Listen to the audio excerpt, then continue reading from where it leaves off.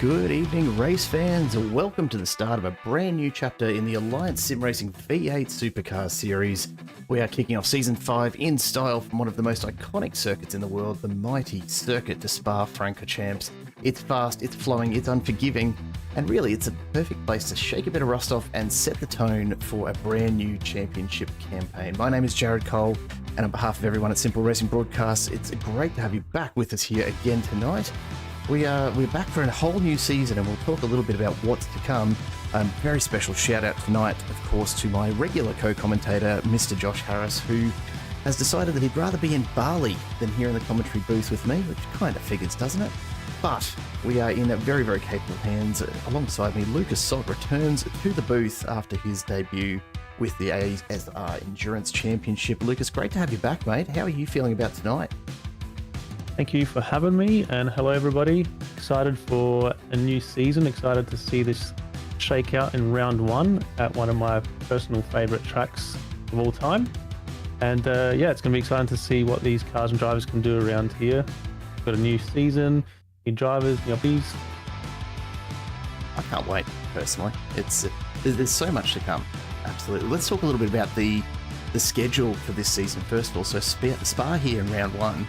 What is really unusual is to see only one Australian track in the 10 rounds this time around, which is certainly very strange for the Gen3 Supercars. We're starting here at Spa. We've got Road Atlanta in week 2, then we go to Long Beach, on to Portland International Raceway, followed by Road America. We head on over to Germany. The Hockenheimring waits us there. Belgium, to be fair. We go to Jerez as well, and we don't actually come back to Australia until round 8, Lucas, where we'll be kicking into the Bend. We'll talk about that later on tonight, I'm sure. But then Misano and Okayama to finish off the season. It is an absolute international festival of racing, this one.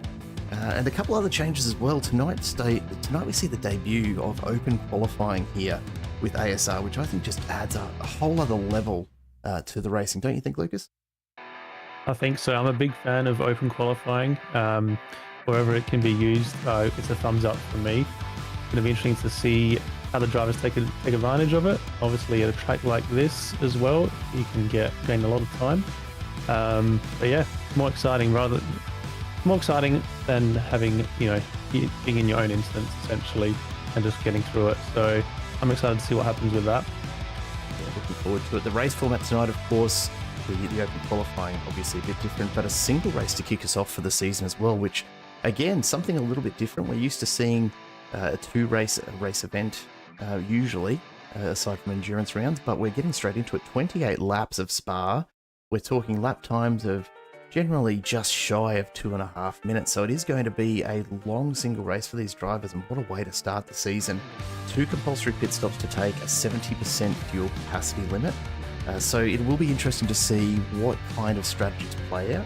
A reminder, of course, that when it does come to our compulsory pit stops, what is required of the drivers is that they do get the car up on the jack. So you can get away with just taking a litre of fuel if you need to and back out into it, but I suspect that they're going to need both of those stops, and there will be a couple of different strategies that play out. So we'll have a bit of fun trying to keep an eye on where everyone sits there. We are just a few minutes away from getting our qualifying session underway, and we're going to watch all of that here tonight. Lucas, let's talk about the Bend. Round 8, it's a long way away, the only Australian track this season. I've got to ask, have you spent much time out on the Bend yet? That's a starting point for me. So I'm excited for the Bend. I haven't done an actual race in it. I have practiced the GT layout and international layout.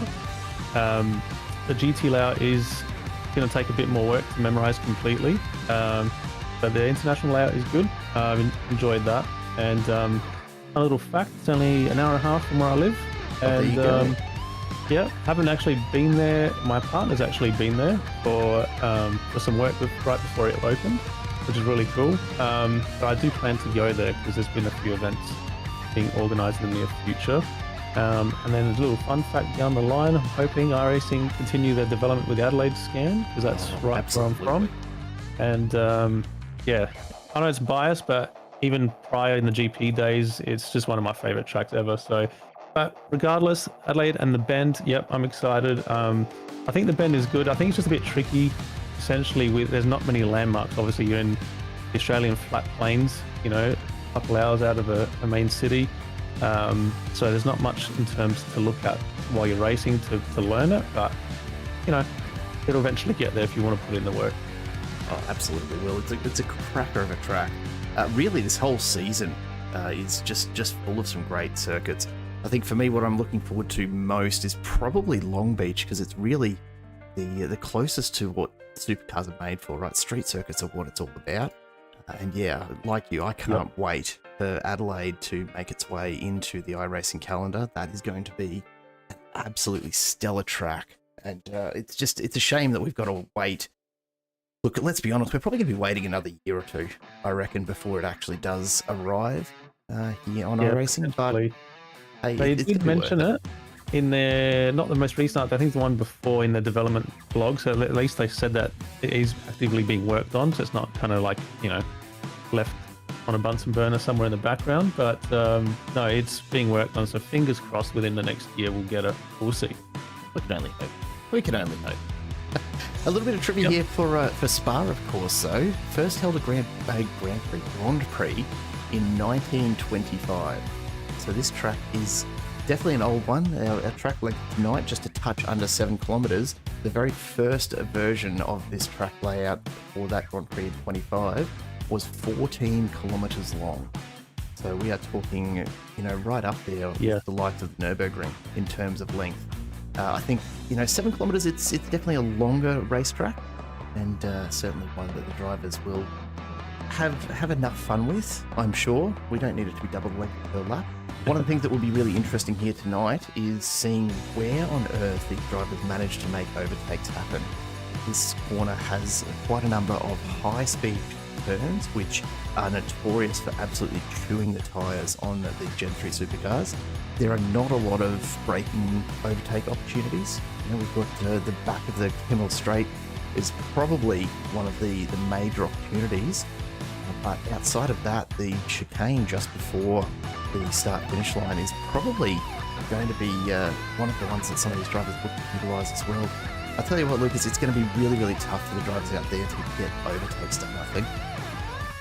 It will be, but I think a lot of them will find a way to make it work.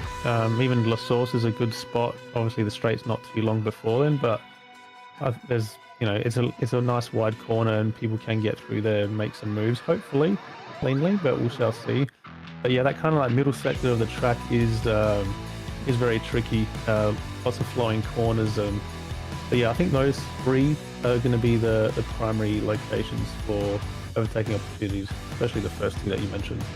100%, and don't forget just the drama that can come at high speed in supercars. We know these guys race hard, they race door to door. A little bit of rubbing of panels is not unusual, certainly coming through Blanchemont, I expect that we will see at least one replay-worthy event through there, but you never know. It's all in the hands of the drivers at the end of the day, who are just about a minute away from our qualifying getting started. Lucas, you're obviously reasonably new to the roster here with Alliance Sim Racing, but of course a couple of names that are probably all too familiar to you after the Sandown 500 round of the Endurance Championship. It feels like a month ago, but I think it was only 2 weeks ago. I'm not even sure anymore. Time is absolutely flying this year. Yep. We've got a couple of standout names already starting to emerge in practice. The likes of Scott Gamble, Dean Mogsdale is quick here again. Wayne Walker, of course, last season's champion, is right back in it. But a couple of new names as well that we aren't so familiar with. Scott Mackay, we saw a bit of in endurance racing. Rain Campbell, I have not seen a lot of myself. Look, based on your limited exposure to this crowd, anyone that you're keeping an eye on in particular this evening? Yeah, a bit hard for me to tell, to be completely honest. But once I brought up the timing screens, I did notice Scott Gamble straight away when we were talking just earlier. But no, for me, I'm kind of like a very green chicken coming in here and getting to know the drivers and the teams, and being at a round one of a new season is always helpful as well. I'm just looking out for a fun, entertaining race for now, and we'll just see what stories unfold. But yeah, I'm very appreciative of that, given the opportunity to step in and fill in some big boots in the commentary booth, and yeah. Well, awesome. Look, let's not talk Josh Harris up too much either. Let's give him his due. He's well known to the crew here at ASR, but he has chosen to be in Bali rather than watching some racing, and I don't know how well that did with me. I hope you're enjoying it, Josh. I don't know if you parked yourself somewhere in front of a screen over there and catching all of this, or what the case may be, but You're absolutely right. Let's get out on track and check out some of the qualifying action as it starts to get underway. The very first time that I can recall that we have actually had open qualifying here with ASR. So without further ado, we will jump down to the track and we might just try and get ourselves up and running with last season's winner. But, let's go and check out Wayne Walker as he makes his way on the outlap as we start to get ourselves into qualifying. Of course, it's a long outlap for these drivers, so it'll be interesting to see just how this turns out, I suppose, from a better way of putting it. We don't really know what to expect in terms of open qualifying either. 20 minutes.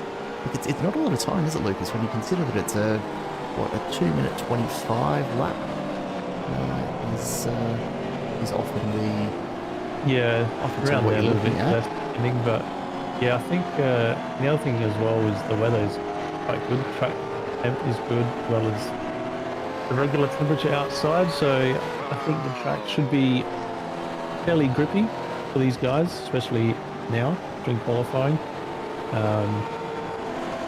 But yeah, it's just going to be interesting to see who ends up taking advantage of this open qualifying. I have seen some recent stuff on YouTube with Jardier doing the Clio Cup around here, and their qualifying sessions are absolutely ludicrous. I don't know if you've seen anything like that or checked any of it out, but it is insane. It's like an actual race. But yeah, regardless, I'm a big fan of open qualifying, and we'll see who takes advantage of it, I guess. Yeah, absolutely. A few groups of cars already sort of starting to form as we take a bit of a look around here. James Hardy from Racing was setting some good times in practice, so he'll be looking to get that underway as well. I am just going to try and find Ken Ladder.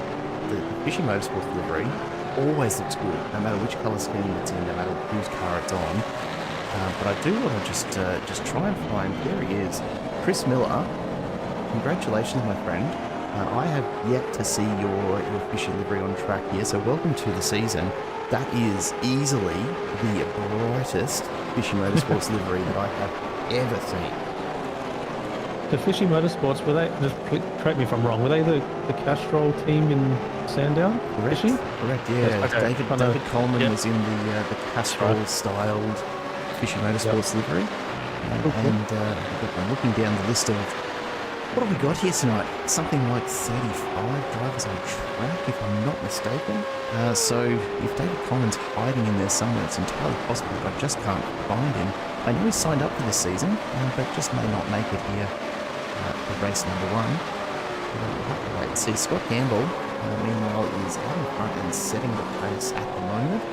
But you can see Ken Ladder just stealing that second sector fastest time for the moment.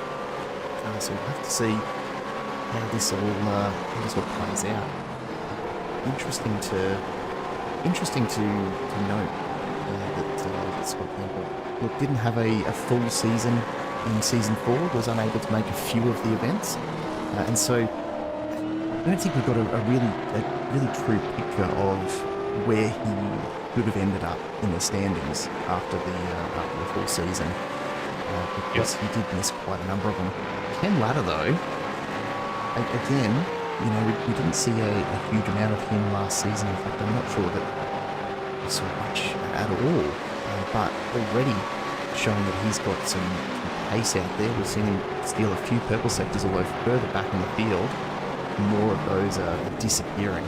We'll just have to try and predict, I suppose, what we're going to see in terms of the grid.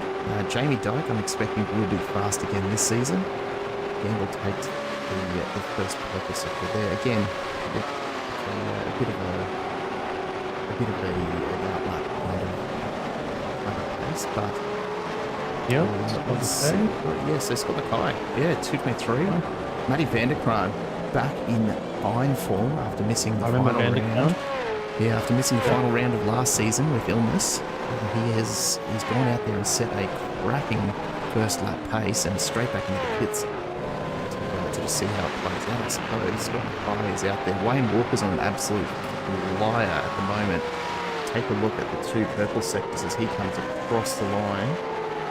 Is that going to be enough? It is enough to get him into the top 5, but Vanderkran's still out in front, so whether he is out to, I don't know, maybe just redeem himself a little for missing the championship with that last round, I don't know.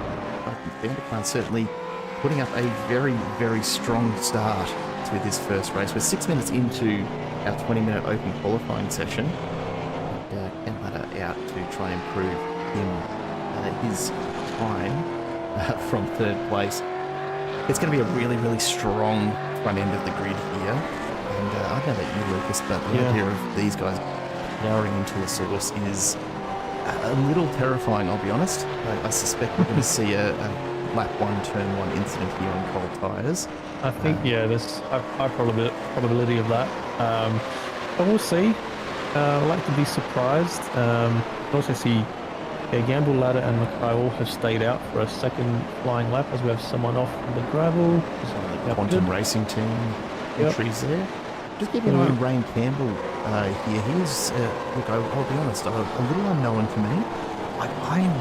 I'm sure I've seen the name floating around in a few different V8 leagues over the last couple of years, but I can't quite put a finger on it.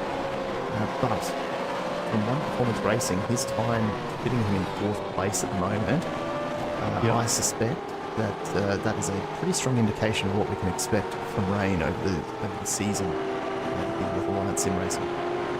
Also to note, everyone that has stayed out has not improved so far. Everyone's on yellow sectors.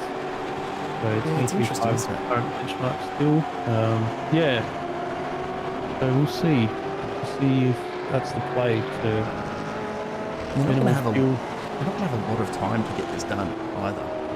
When you consider that an outlap is going to be 2.5 minutes, and then a flying lap's 2.5 minutes. So you're talking, if you don't stay out, if you do just go up for 1 lap push then reset, you're talking about at most, absolute most, you're going to get 4 flying laps in here, which is it looks like a pretty big ask.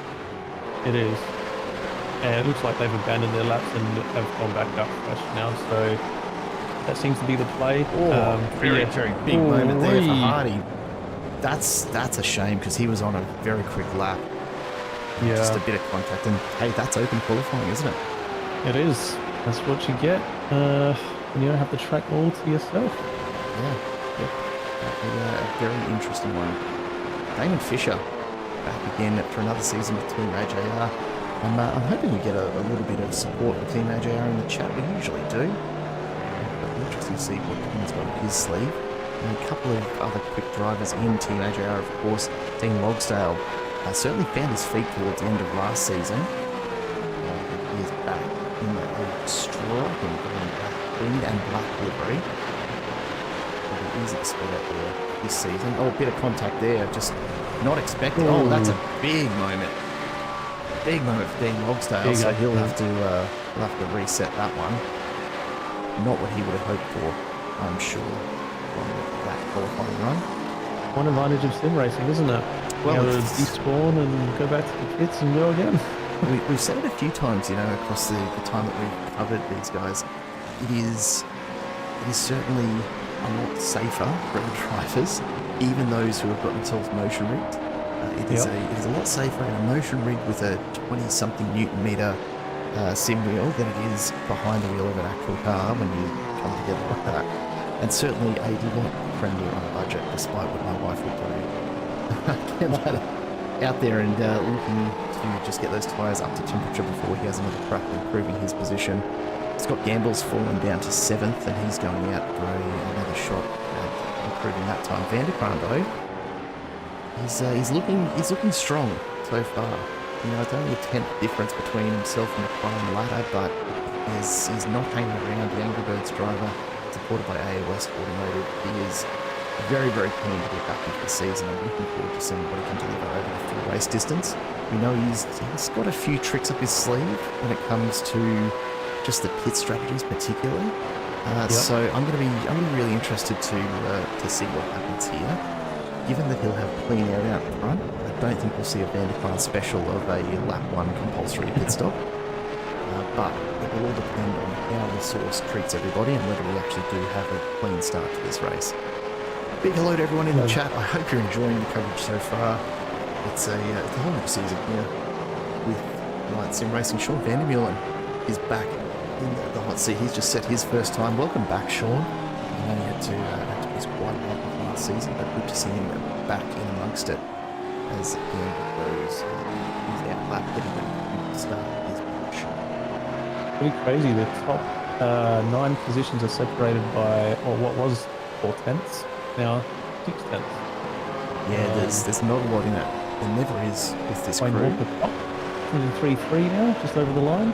Absolutely smashes through. So Walker, A lot of improved times coming from everyone as well with these second round or third round laps. makes you wonder just how much the additional rubber getting laid down helps to just improve these times across the course of 20 minutes of open qualifying. It does. I know iRacing does account for extra rubber being laid onto the track. I always wonder just how much a big slide from Van der Kranz there as he puts the foot down and gets that Mustang hustling along. I do wonder just how much difference that makes in an open qualifying session versus a lone qualifying session. I have absolutely no data to back up either statement. But when you see the amount of improvement that starts to happen as you get to even just 10 minutes into a session here, you do wonder sometimes. Yeah, I mean, there definitely would be some kind of improvement. I also don't have any data, but it's definitely within the sim, and you got 30 plus cars going around constantly in a very short time. It'll make a little difference, I think, within 20 minutes. Rick Logo crosses the line, still in 24th at the moment. Obviously had a bit of a moment with the fellow league admin in Troy Sippel, who we'll see just a little further back, circulating slowly with Dylan Sippel there. Troy and Rick coming together in that Sandown 500 Enduro.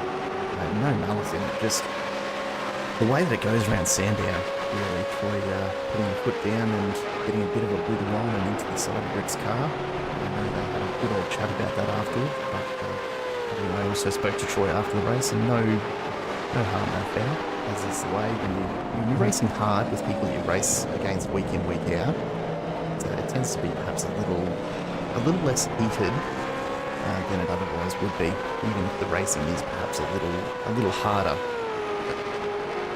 Yeah. Michael Stewart from the Bowling Stewart Foundation just looking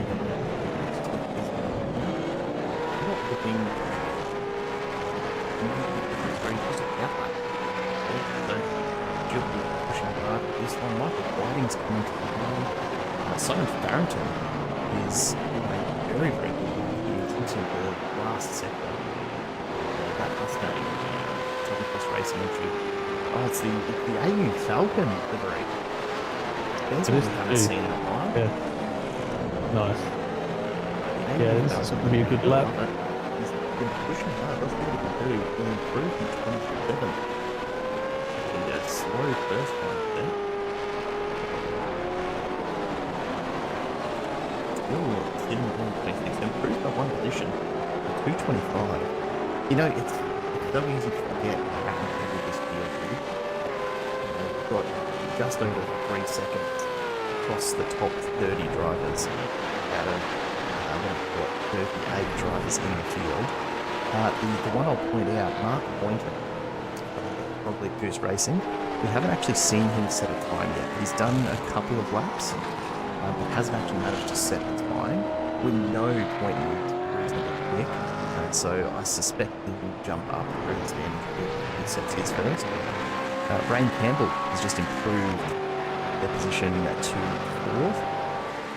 So Longtail was just there as well, just been put down to 5th, but he's gone up the times as well. On the move. Yep, and so we see what he can deliver. Now it looks like Poynter just about to finish first time lap. Let's see. all we can do is run a 2:23.3 with the incident so far. Crosses the line. Comes across an 11th. So definitely the sort of pace we're expecting from Ponky. Just over 4 minutes to go here. I reckon these drivers have got time for one, maybe two more laps if they're lucky. The big one for me at the moment, Nicol Schroeder and Damon Fisher, both yet to set times at this stage. So Schroeder is on his way around. Of course, Sickle has just set time. Will McKee jumps up into 17th as well.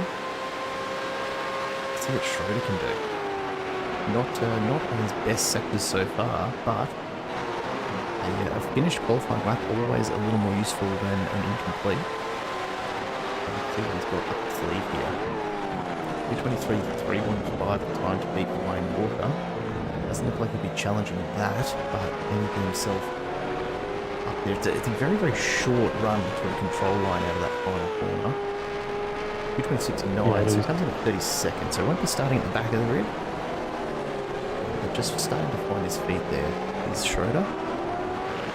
Jump up front, Scott Mackay, Evolution Racing Team entry. Tell you what, he's definitely showing us the same kind of pace that we saw in the endurance round. 3 minutes to go here. He's on a flying lap, so this is going to be his last shot to improve position. We've got a lot of people on the outlap. You can see 4th through 12th really all on the outlap. I don't know if they're all going to have time to finish it.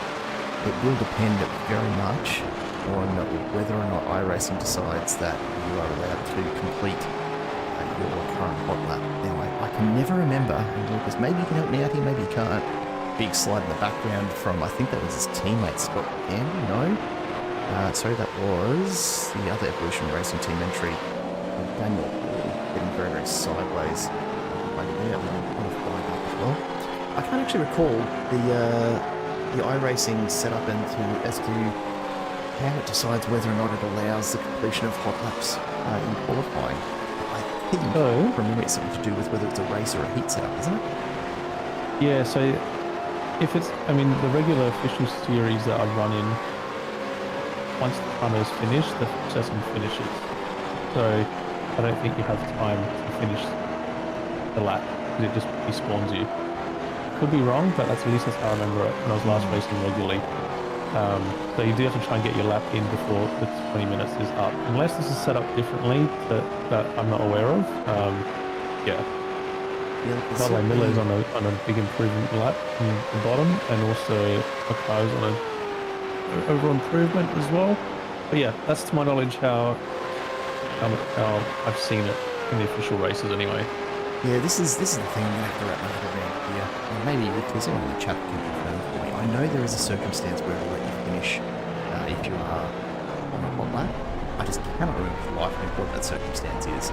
Chris Miller looking to improve 15th. A better lap. Is it going to be enough to bump him up the field? It is up to 10th at 2:24, almost flat to Miller. Finishing wrong there. Nice last lap. Absolutely. Damon Fisher's on a bit of a run down as well. Let's see if we can just track it down. Just setting the time. First one said 2:25.7, jumps into 18th. So at the death, manages to get himself a little further up the field. Ken Ladder is out now on a flying lap. The question will be, does he get to complete it, or does he get cut off in about 30 seconds time? Oh, it's going to be tight. Dean Logsdale, or Michael Whiting improved as well to 11th. Logsdale's coming into the final section of this Spa layout. Whether he's going to have enough time to get across the line, or whether he'll allow another question. Let's see. Not such an improved right now. Yeah, he did put in a good lap on his previous hot lap. That put him up to 4th at the time. And look, you can't argue with 5th in a field as strong as this one. Not at all. Really can't. That's where you end up. But there's the checkered flag for qualifying. It's going to count it. It did, yep. Yeah, and it does look like.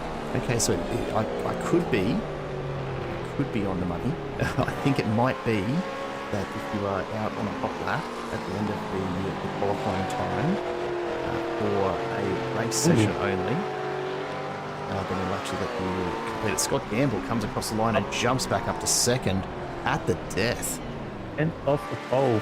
Nice last lap from the Gamble. And Vygart's coming across now, looking to improve from 12. Definitely on a faster lap than he was previously. He's going to jump a couple of spots here. Time comes through. Stays in 12th with that one. Michael Stewart comes to the line now.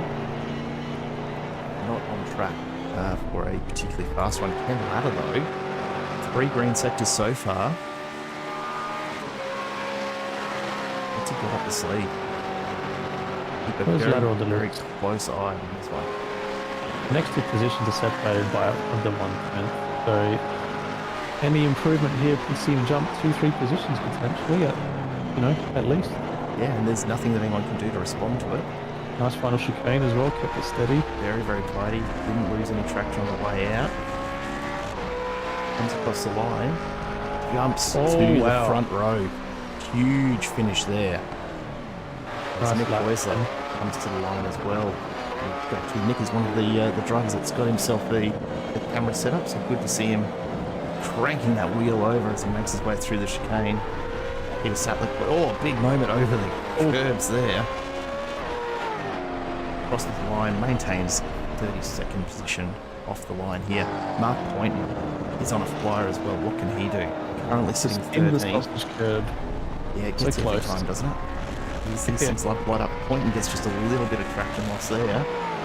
Goes up one position, puts himself up into 12th. Jamie Dyke about to cross the line as well. He's looking to improve this time. Tony Parrington just before him had no improvement. Let's go up the sleeve. Goes from 23rd to 22nd, so a small improvement in that one. As Vygar comes across the line behind him. Well, we did see some incidents in the open qualifying, just to shake things up a little bit, didn't we? We absolutely did. And look, honestly, I'm pretty happy with that as far as an open qualifying session goes. Just checking that all of the drivers have finished now, so we should have the grid in just a moment. And we'll be getting ready to get underway with 28 laps here at Spa. Just waiting on iRacing doing its thing in the background. I do like the open qualifying. I think it's better for the viewers. I think the drivers too would enjoy it better in general. But yeah, definitely makes for a bit of we'll ask them after the race whether they enjoyed it more, I suppose. Yep. But yeah, I tend to agree. It's certainly better viewing for us because you do get a real sense of what the drivers can be. It does open up a bit of an opportunity to have a chat to race control if there are any issues there. Hey, Sandman, Good to see you, mate. Glad to have you in the chat with us. I hope you're doing well. It has been far too long since you and I first did the Pink Fins charity event, mate. So good to have you floating around here. Hopefully I can live up to your standard. See how we go. G'day, Sandman. Pressure's on now. Sandman, of course, a voice that many V8 fans will recognise from a number of the official coverage sessions that are out there. I know he's doing the Logitech Pro V8s season at the moment. So look, a bit of broadcast royalty even out there in the chat. Awesome. I'm freaking out a little bit now, Lucas, just say. We've got a quick little warm-up session here for the drivers, 5 minutes or so. So while we are waiting for that, we might just go to a quick word from our main sponsors.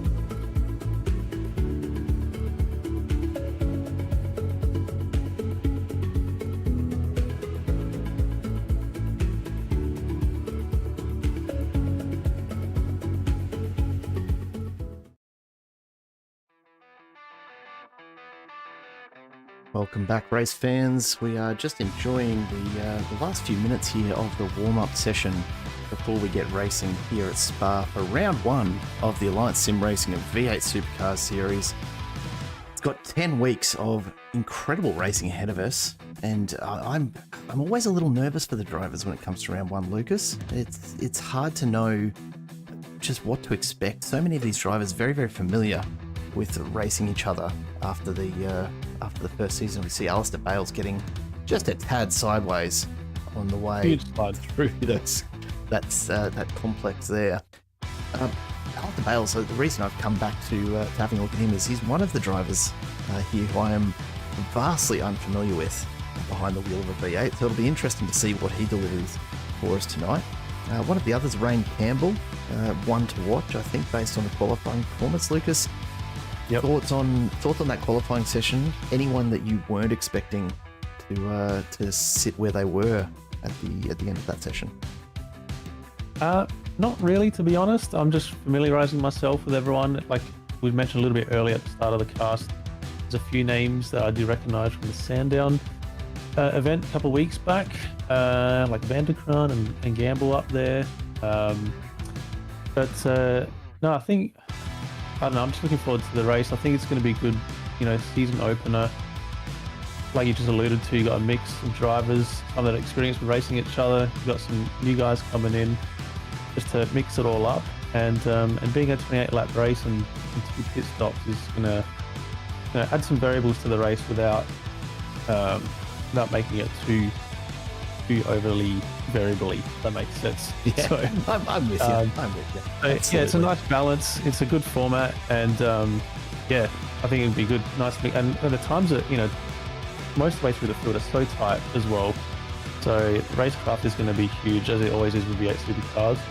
And on a track like this, which is one of my favorites, like I said earlier, I can't wait to see what happens. It's gonna be tight racing for sure, and I think particularly with some of the high speed and particularly the downhill sections, you can see in the background Damon Fisher just running through exactly one of those now. It is, I think there's a really high risk of a pretty massive incident here tonight. As Craig Rose just on the Kemmel Straight practicing his launches, and that's going to be key tonight. Getting that run into the source for the first time could be the difference between a strong result, a strong first lap, and getting caught up in absolute carnage. You can see Rose just doing everything he can to keep the rear end of that car under control. They are such a tough car to get off the line, and it's one of the few cars where you'd almost be begging for a rolling start. But of course, that'd be no fun. That's not what we're here for. We are absolutely here to watch the Gen 3 Supercars do what they were made to do, and that is to go around a racetrack incredibly fast on an absolute knife edge. Absolutely. Yeah, La Source is a big wide corner, so if there's going to be no incident, I'll be really, really surprised that You and I both, here, we got the grid. You and I both. Let's run through the grid. The front row, Wayne Walker, last season's champion, takes pole position here for round one. Alongside him, Ken Latta from Fishy Motorsports. Row 2, Scott Gamble and Scott Mackay, the teammates from the endurance round, are on row 2 with each other. Matt Vanderkran and Rain Campbell behind them. Then Dean Logsdale and Michael Stewart ahead of Sean Vandermeulen and Chris Miller. Michael Whiting and Mark Poynton just missing out on the top 10 tonight. Chad Bugger and Mick Clifton behind them. Then Allman and Rushworth ahead of Lorne McKee and James Hardy. Damon Fisher and Stephen Varga rounding out your top 20 with Dylan Sippel and Jamie Dyke behind them. Daniel Hall and Jamie McKnight, 23rd and 24th respectively, ahead of Peter Sattler and Alistair Bales. Then Troy Sippel and Phil Manuel ahead of Simon Farrington and Rick Vigar. Brad Grant and Nick Heusler, row number 16. Then Todd Martin and Michael Schroeder ahead of Craig Rose and Andrew Johnston. The last drivers on the grid, David Logsdale and Ashley Hall. Your safety car drivers tonight, Tim Nicol and Tim Lawson. Hopefully not being called on right into turn 1, but it's look, anything can happen. It's La Source, it's Spa, it's V8 Supercars, it's cold tyres, it's hot heads. I reckon we are in for an absolute cracker of a start here tonight, Lucas. And then straight after La Source, you got the big downhill going up into Eau Rouge as well. And like, who's going to give? Radion's going to be a mess. I'm calling it now. There's going to be an absolutely massive crash into Radion on lap 1. That is my prediction for tonight, folks. Let me know what yours is in the chat as well. Because Yeah, you can have like these heavy cars, cold tires, standing start. Yeah, it's going to be. it's going to be something. It's going to be good. It's going to be good. 28 laps on the Circuit de Spa-Francorchamps lies ahead. We're waiting on the drivers gridding up now. Just a short time left to go. It's a huge starting field. Yeah, it's massive. Look at that. What a shot. You love to see it, right? Spa is not what you'd think of as a traditional V8 supercars track, but this is one of the beautiful things about iRacing is you get to throw these cars around tracks where we'd never see them otherwise. And I reckon you take V8 supercars to Spa, and I think you'd earn a lot of fans from the European nations just by doing that. 100%. If only it was so easy in real life, Lucas. Yeah. Let's wait and see what we've got ahead of us. Just under 30 seconds now before gridding is called. We've got just a couple of drivers left to go. Just Jamie Dyke left to get onto the grid there back in 22nd. Let's go down to the track. We'll wait for word from the stewards. But I think we are just about ready to get going. This is race number 1, season 5, the Alliance Sim Racing V8 Supercars, 28 laps. It's all about turn 1 here. La Source beckons as Wayne Walker eyes the open straight front of him. The lights are up, green flag waved at the back of the grid. We are getting ready to go racing. Walker and Ladder, who's going to get the jump? We are away. Season 5 gets started. Walker, phenomenal start off the line. So far, so good as we make our way to La Source. Look at that field spreading out down the main straight of Spa-Francorchamps. Into turn 1 we go. Can we survive it? That will be the question. We are 3, 4, 5 wide all the way through. Somehow, there's carnage. There's the crash we were hoping wouldn't happen. James Hardy gets caught up. We've got drivers absolutely everywhere. This is chaos. I was expecting you might have it in La Source, but it turns out just out the other side. Rain Campbell's been caught up with it, as has Sean Van der Meulen, Nick Hoyser. Cars everywhere as we make our way up through Eau Rouge. Somehow we haven't had a repeat as we get into the shaded cooler track there, and Wayne Walker out in front hasn't managed to avoid all of that chaos. Van der Kahn got a really good start on the inside of La Source and gained a couple of positions before exiting the turn, before the carnage. We've got a car in the background. I'm just trying to engine. Yeah, just trying to pick who that might be. It looks like Michael Stewart, I think. It might be the AJR entry of Dean Logsdale. It is. So Dean Logsdale did so well in qualifying, and that motor is on its last legs. He's got a long way to go to get back to the pits. We've got another incident. That's Troy Sippel getting caught up in that by the look of things. What a starting lap. It's what I expected, and yet somehow I'm shocked by it. Meanwhile, out in front, Wayne Walker, Ken Ladder, followed by Van der Kahn and Scott Gamble. These four are going to start to run away with it right from lap 1. The only question now will be, are we going to see a safety car? And there it is. There it is, yep. I'll be shocked if there wasn't. What an opening half lap. To be honest, after the first half of the first corner, I thought, they're actually going to... And then it all unfolded a few seconds later. And then that. Yeah, look, I'm not surprised. It is... Wow. What an opening for season 5, eh? We've got so much to take a look at. Let's go back and see if we can actually pick up on where it all started. There's a lot of drivers that have gained a lot of positions on our timing screen. It's my goodness. Yeah, it's huge amounts of gains that have been made and huge losses as well. Dean Logsdale making pit stops as well. Sorry to interrupt. No, spot on. And look, under a safety car, you absolutely have to. You can see there, just stranded. That is, I think, if I'm not mistaken, that's Scott Mackay just sitting there waiting for the tow.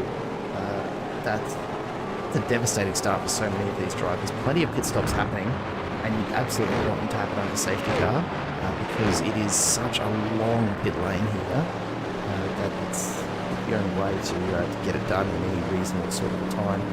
The 24/7 Sim Services Mustang GT3 in resplendent yellow being called on within the first couple minutes of this season.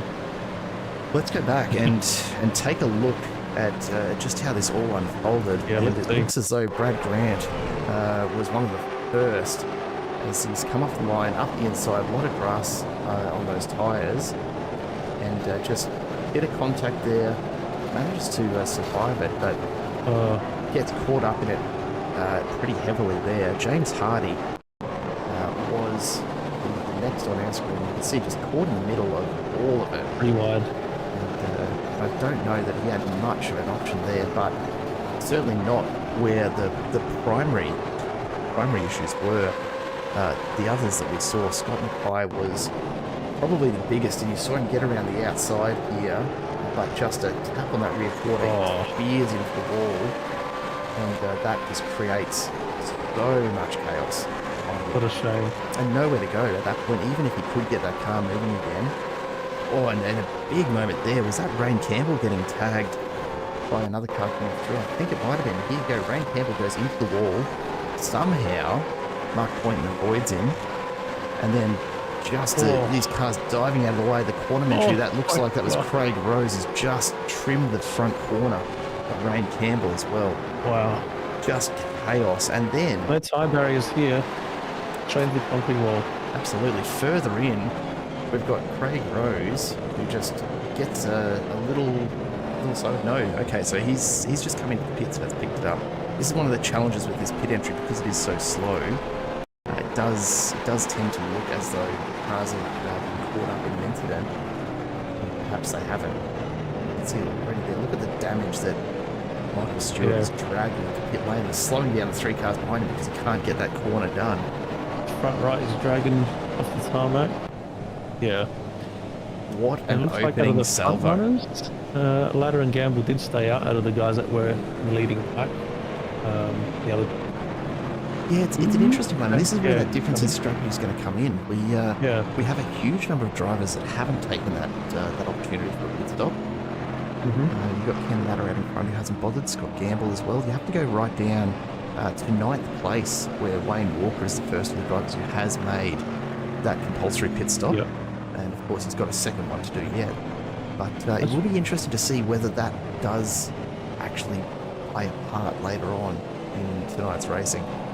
I mean, it's such a long way to go yet that it's hard to think that we're going to see a winner decided based on who takes a pit stop under this safety car. But stranger things have happened. Yeah, it is a long race. We'll see what happens. And also just want to shout out to Andrew Johnstone, who's gained 26 positions out of this, which is incredible. So there's a few guys in the low 20s, but he has gained the most, it looks like, in this race at the minute. So it'll be interesting to see what he can do to capitalise in Team AJR. So yeah, that's cool. I've got to think that a lot of that's going to just pan out over the coming laps, right? It's not going to be something that sticks that way right through. It's the nature of incidents like that. Confirmation the safety car is coming in this lap, so we're about to go green flag racing. This is the rolling start that I think a lot of these drivers probably wish might have happened here, but Ken Ladder has control of the field as we come into the chicane. Let's see what kind of a jump he can get on Gamble. As they get to the green flag, we are racing once again.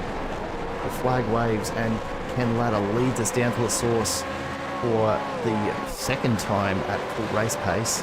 Let's see if this is perhaps a little tidier than the first time around.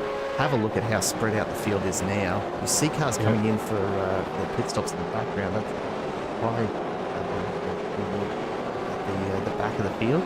Sorry, no, Jay McKnight coming in. Ron McKee's come in as well. So yeah, certainly a bit of movement. But down in front, Ladder and Gamble making the most of nice clean air, and we're going to see this all spread out.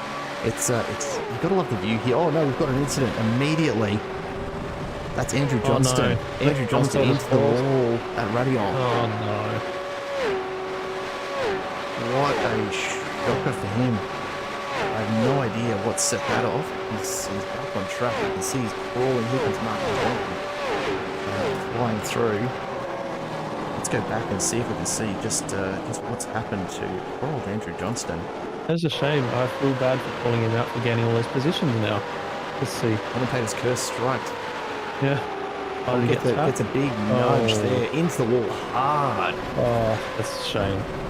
That car is not going to That is make a it big back one. through the pits under its own steam. Does that mean that we're going to see another safety car? And there it is. There we go. Information. We have a safety car. Yeah, that's a big accident. Yeah, that's Very unfortunate. That was a huge moment. Johnston just getting absolutely railroaded into the barriers there. And this is also a side effect of the field jumbling up as well from the pit stops and those choosing to stay out. Well, and fixing up the qualifying order in under a lap, you know. So yeah, we'll see. It looks like it might have been Michael Schroeder accelerator that went into the back of Andrew Johnston. So take another look at it.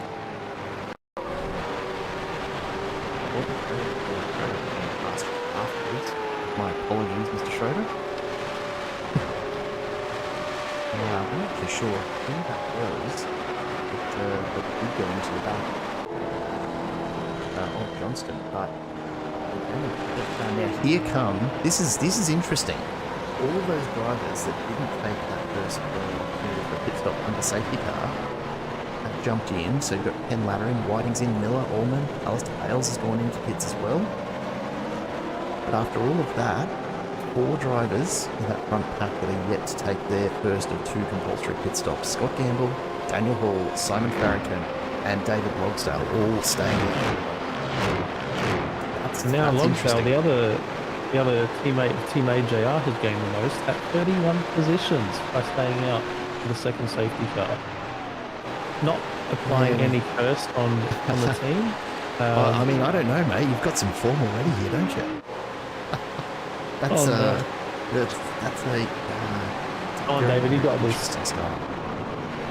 I don't know what to expect at this point. I can only hope that this couple of laps they've gotten enough time to get some temp into the tyres, and they do start to bring the pace down a little bit from here, just to get into the rhythm of it. Because I honestly, I love this track.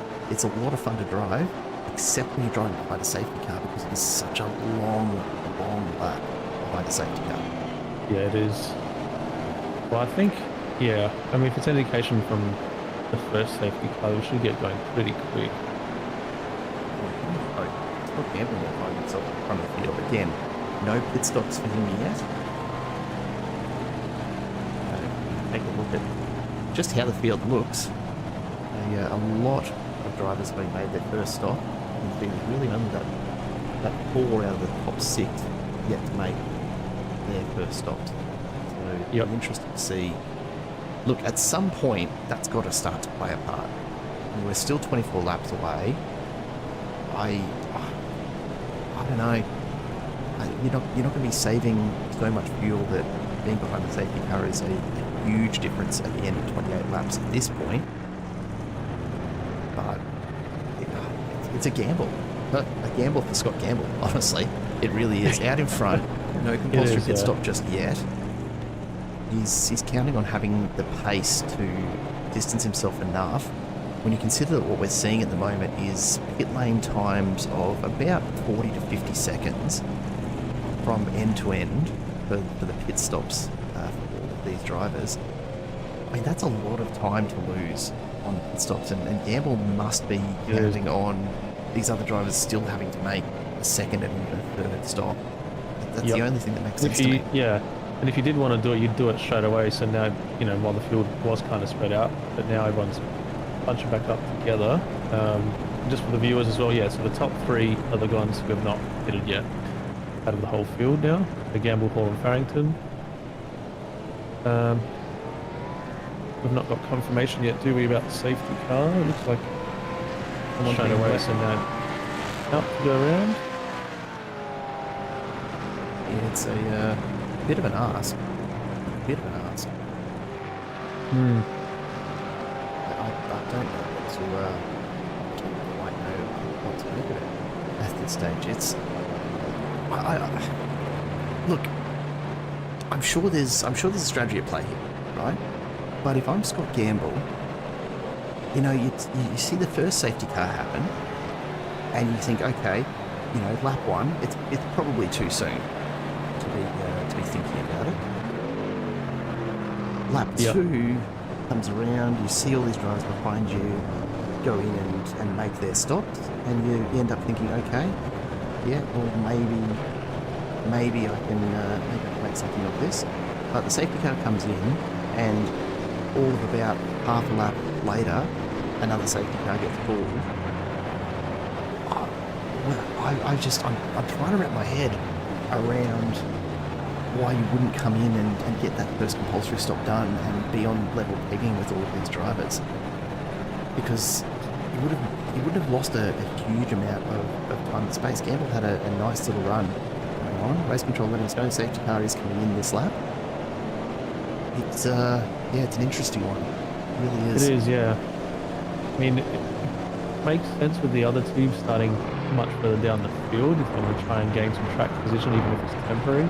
But yeah, with Gamble, I don't know. I guess we'll have to keep an eye on him and see how it unfolds, to see what he's thinking, if it's going to pay off by the end of the race. I mean, we're going to be up to 5 full laps, basically under safety car conditions. Yep. So maybe he's calculated the fuel saving to be worth this risk, I suppose. It's a big ask.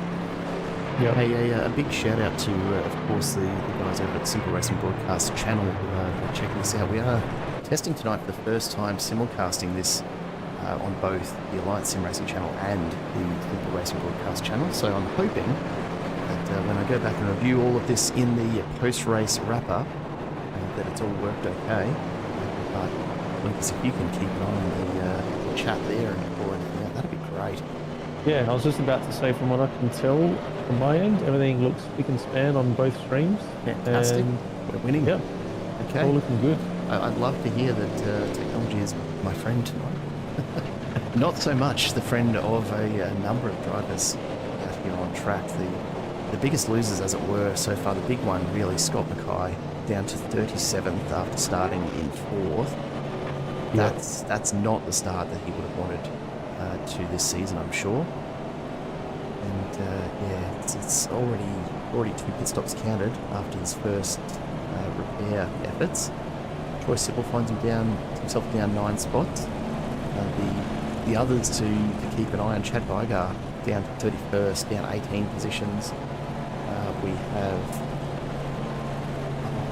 just a huge number of impacts right throughout the field. Michael Stewart in 29th is down 21 from his starting position. Rain Campbell, after that, well, we can't really call it the source incident because it was just after, but Rain Campbell down 18 positions to 24th. One Performance Racing. There's a lot of shuffling going on after La Source, and I think people trying to keep out of each other's way, and very tight, wide cars, and unfortunately, a few cars got turned around for the first lot of incidents before Rouge. On the upside, there's always a positive to be found in all of this, and the positive is that Tim Nicol has got more time in the seat of that 24/7 Sim Services safety car in his first 5 laps of Season 5 than I think he did all last season. Oh wow, So, there you go, that's a cool start. Tim Nicol is loving life right now. He's actually getting to get out there and put some pace down. Of course, the biggest challenge for him, I reckon, is knowing that Mustang GT3 is actually faster around Spa than the V8 Supercars, and he's not getting a chance to show it off. That's a shame. That's a shame. Now it looks like he's Anyway. peeled off, and now Gamble's taken the lead of the pack, getting ready to restart the race. We've got a little bit of time, obviously, before the end of the lap. He's got to hold that pace car speed. Yep. See the pace car comes into the pits there. And just a quick thing from the ASR stream chat, Sandman said, wild start. Wow, that was a little bit earlier on. From the first safety car. I can't think of any other way to put it. You're spot on, Sam, and that And was Annie P was saying they should have zigzagged, and they all should have zigged. oh, mate, it's It's only that easy, eh? I'm not going to say that I didn't expect it, but geez, what And here we start. go. There we go. The green flag goes, and Scott Gamble has control of the field as we get underway again to start lap 6 of 28. Look at that, a 4.5 minute lap compared to a 2.5 minute race pace lap. And yeah, you can see that there's absolutely a lot of extra time. A couple of moves being made. Jamie Dyke getting a nice little restart. Big moment there for Peter Sattler getting a little bit loose as well. But yeah, Dyke has done well out of all of this, up 16 positions, and one of his poultry pit stops already done. So it'll be certainly interesting to see if he manages to hold that up. Scott Gamble now is giving up the spot to Daniel Hall, which is an interesting one. Don't know if that was intentional or not. But keep your eye in the background. Simon Farrington is losing position to Wayne Walker, charges on through the inside. Matt Vanderkran right on his tail as well. So these three are going to be locked into it. It does look as though, oh no, David Logsdale is still running, which is probably the best we can hope for after the start we've had so far. But what a spot to be turned around. He's going to back it all the way up to the fence there. Oh no. And just sit and wait that one out. He'll be up and running again though, so nothing to it. Luke Allman coming up the inside on the downhill, gets past Craig Rose. And let's start to have a bit of a look at who's in all of these battles, because there is plenty going on. Am I my ignorance? I didn't realise when all got past Gamble. Yeah, it was actually on the Kemmel Straight, and it almost looked like Gamble let him through. Oh, that's just right over, okay. Yeah, he pulled right over to the inside, and I couldn't see a reason for it. Yeah.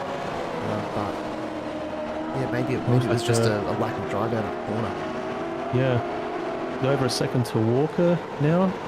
Yeah, starting to open up that gap.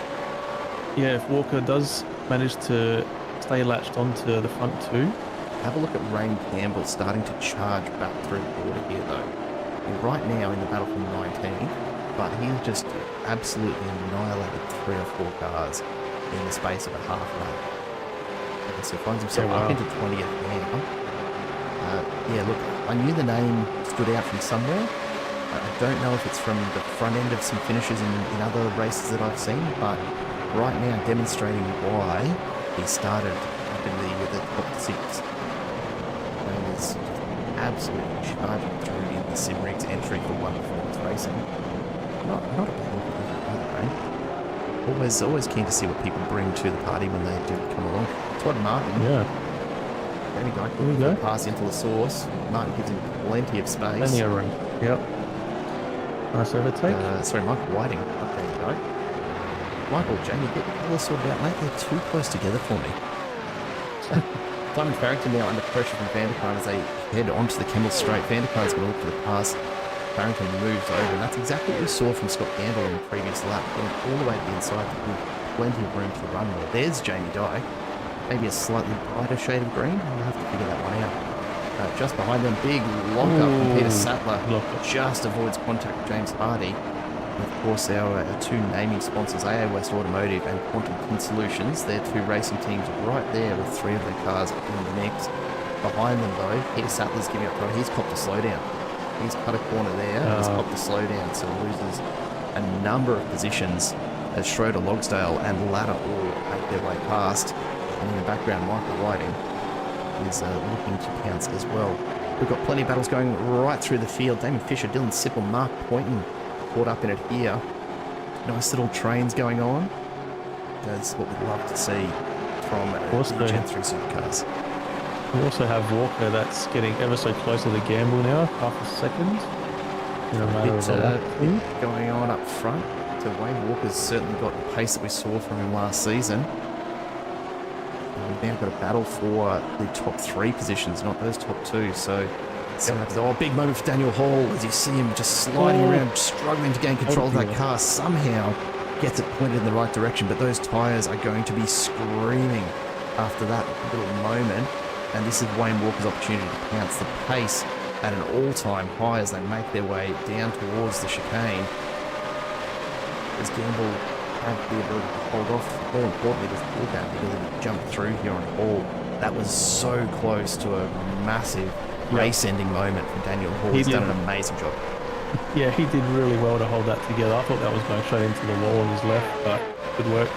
Keeping it straight. That's the difference between these drivers and, say, me. Andrew Rushworth gets passed by Rain Campbell through the chicane, and we see a lot of moves happening there. It's starting to pile up here through the chicane in the background. This is the latter half of the field. Have a look at these cars coming down the home straight at the moment. We're looking at Damon Fisher in amongst the middle of it, but you've got Dylan Sipple, you've got Craig Rose out in front. Fisher gets up the inside of Dylan Sipple. Plenty going on. We're going forward. Nick Roisler getting into it as well. He's looking to just hold off Rain Campbell if he can, and that's going to be a big ask indeed. Side by side as they go up and over Radial. Again, Rain Campbell just pushing so hard. Boys are up 13 positions so far. Doing very, very nicely. There's a lot going on here. Yeah, I was about to say all the way up and down the field. More so than probably predicted due to the mixing up of the order early on from the first safety car. But I think it's going to be like this for a few laps until the pace of the drivers does get shuffled out a little bit. So Lonsdale really defend here, trying to stay with Michael Whiting, but he's got the mirrors full of Butler, as if Rushworth now. He's just trying everything he can to overtake Nick Wesley. He's not able to get it done at the moment. Out in front though. Yeah, Walker's very close to. Here we go. Yep. So Wayne Walker has been all over the back of Daniel. Thanks for blush him up and see if he can get a run through up to the chicane. He was very close the previous lap here as well. These high-speed corners, this driver's going to have to be so careful with the tyres on the Gen3 Supercars. Here it is. Walker looks up the inside. Doesn't he make the move? Meanwhile, Gamble's made a little bit of a lead due to this battle going on for P2. Battle side by side. Rushworth gets past Heusler. They run very, very wide. That's going to be close to a slowdown for Heusler. And in the background, we've got Chris Miller in that incredibly purple Fishy Motorsport entry. Oh, big moment into the chicane for a number of cars. Stewart gets turned. That's a horrible spot to be stopped. And then, again, Dylan Sipple turned as well. So Stewart and Sipple both sideways. Stewart coming off better than Sipple after all of that. No, it's unfortunate. We go further ahead. Wesley and Moore side by side. Yeah, at least there's nothing major. I think the car's intact. Looks like Walker has picked ball as well up the front. For P2. Trying to catch all of the action here tonight is going to be a massive yes. Yeah. No, that's all good.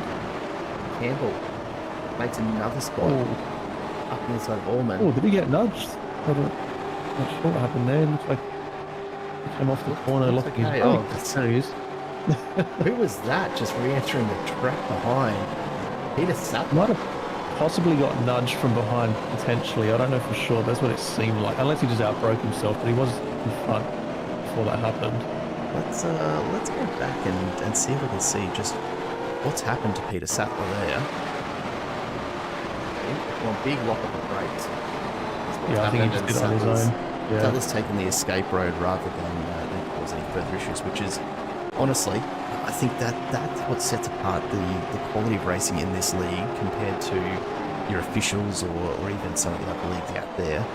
In virtually any race that I've ever been in, outside of a couple of leagues, that driver's trying to get back into the race line. They're not taking the escape road. You know, and it makes a huge difference to the overall quality of the racing. As we see Chris Miller make his way past Todd Martin, Nick Wesley hot in pursuit as well. Keep your eye on Rain Campbell though, moving up the timing tower. He's right on the back of Dean Logsdale and really pushing hard. Now has clawed back to 15th position. He is absolutely flying through the order. Yep. And I reckon we're about to see another move here as we come to the chicane. He's looking to the inside. Logsdale's going super defensive. Can Campbell respond, or is it just too tight in the corner? Has he got the drive onto the straight? Let's see what he can do. It's a good exit from the chicane. The source is going to be the question. What does Logsdale do? Does Logsdale defend here? He doesn't. There's the opening. Campbell sits back. He's going to wait it out. He knows he's still got 18 laps to go here. No need to push and risk it all at such an early stage of the race. I tell you what, I'm almost glad to see these guys just making some calmer decisions here, Lucas. It's been a start to the season, that's for sure. It has. Yeah, I think it's wise for most of these guys to have to try and settle in. We're 10 laps in now after the 2 safety cars. I think everyone just wants to try and get their points and be as sensible as they can at this point, especially while it's still very busy across the track, but it is starting to spread out a little bit. I don't think anyone really wants to do anything too silly. No, you wouldn't hope so anyway. We've got a nice little train going on here behind Ken Ladder. Rick Bygar, James Hardy, Michael Whiting, Dean Logsdale, Rain Campbell, all in it. In what is effectively a battle for 9. Rick Bygar, meanwhile, up 20 positions through all of that. As you see James Hardy slide the rear end. Rain Campbell in the background there. So this little train is going to come together, I would predict. We'll come back to it in just a second. Ashley Hall having a bit of a moment. This is earlier on. We'll see just what's happening here. Troy Sickle on his tail. Just about here and just locks the front. Too late. Goes way deep. Locks the front again. Broke a bit too late, unfortunately. But that's interesting. Why would you not keep going to the escape road there? Maybe just a little bit of panic stations. Could be some panic. And look that's at all the fair gravel enough. on the outside of Huge the exit there. That's so much. And it gives you an idea of just how far the guys are pushing it. They're going right to the edges, despite everything we've seen tonight already. Yeah. So I just want to point out go. No, just watching Vigar just starting to lose touch a little with Ken Ladder. And Ladder obviously a fair bit quicker in qualifying, but Vigar's going to have to contend with the likes of Hardy and Whiting starting to really pressure him along here. So it'll be interesting to see whether he fights for the position or if he starts to just let him go a little bit as we're coming down to the source. I think that's probably a bit of an answer there for Whiting as he pushes on through in the background. Bit of a... Oh no, he's held it. It's okay, yep. I thought the exit was a bit slow, but it seems to be okay for now. It's really hard to tell sometimes here at Spa, isn't it? I am surprised though to see Campbell just sitting in. Come through. Clearly has the pace and just looks like a little bit wide. Yeah, I mean they all got toes as well. Yeah, looks like I've made the move. Hardy loses the position there.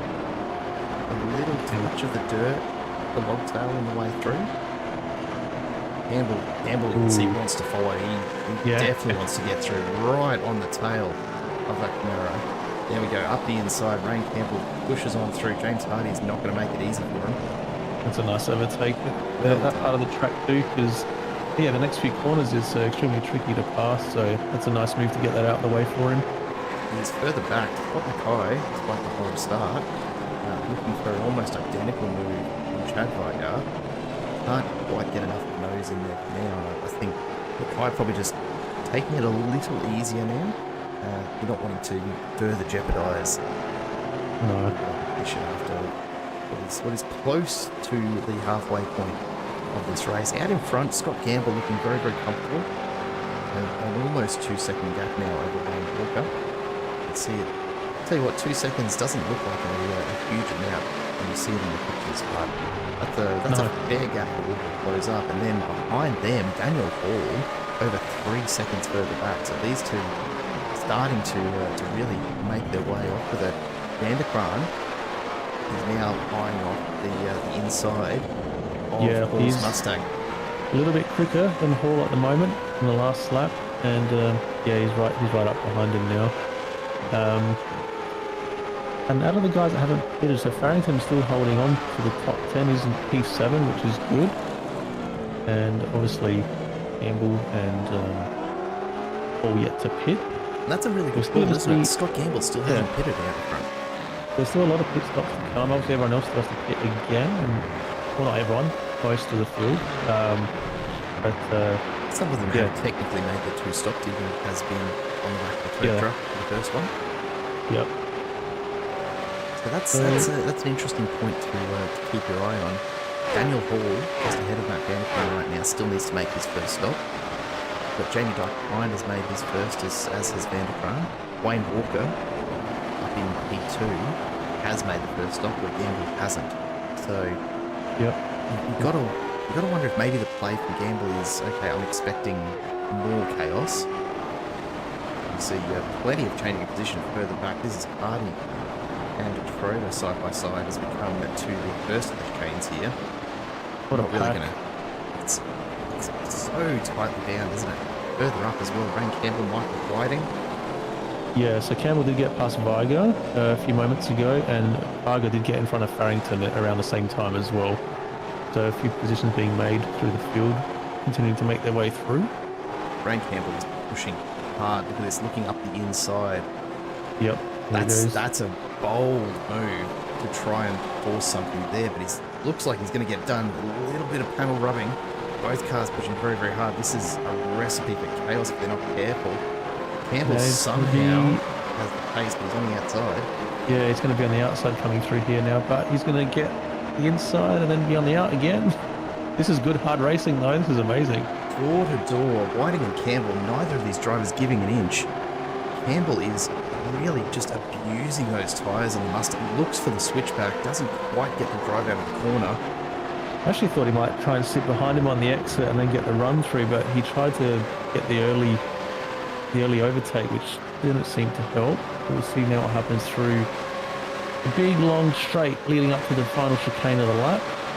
Still sticking with him, of course, just fell back a little bit. Campbell Ooh. has got to be really careful not to cook those tyres. They're pushing so hard on the outside of those corners. He's asking so much more of the tyres than what it probably should be. That's right.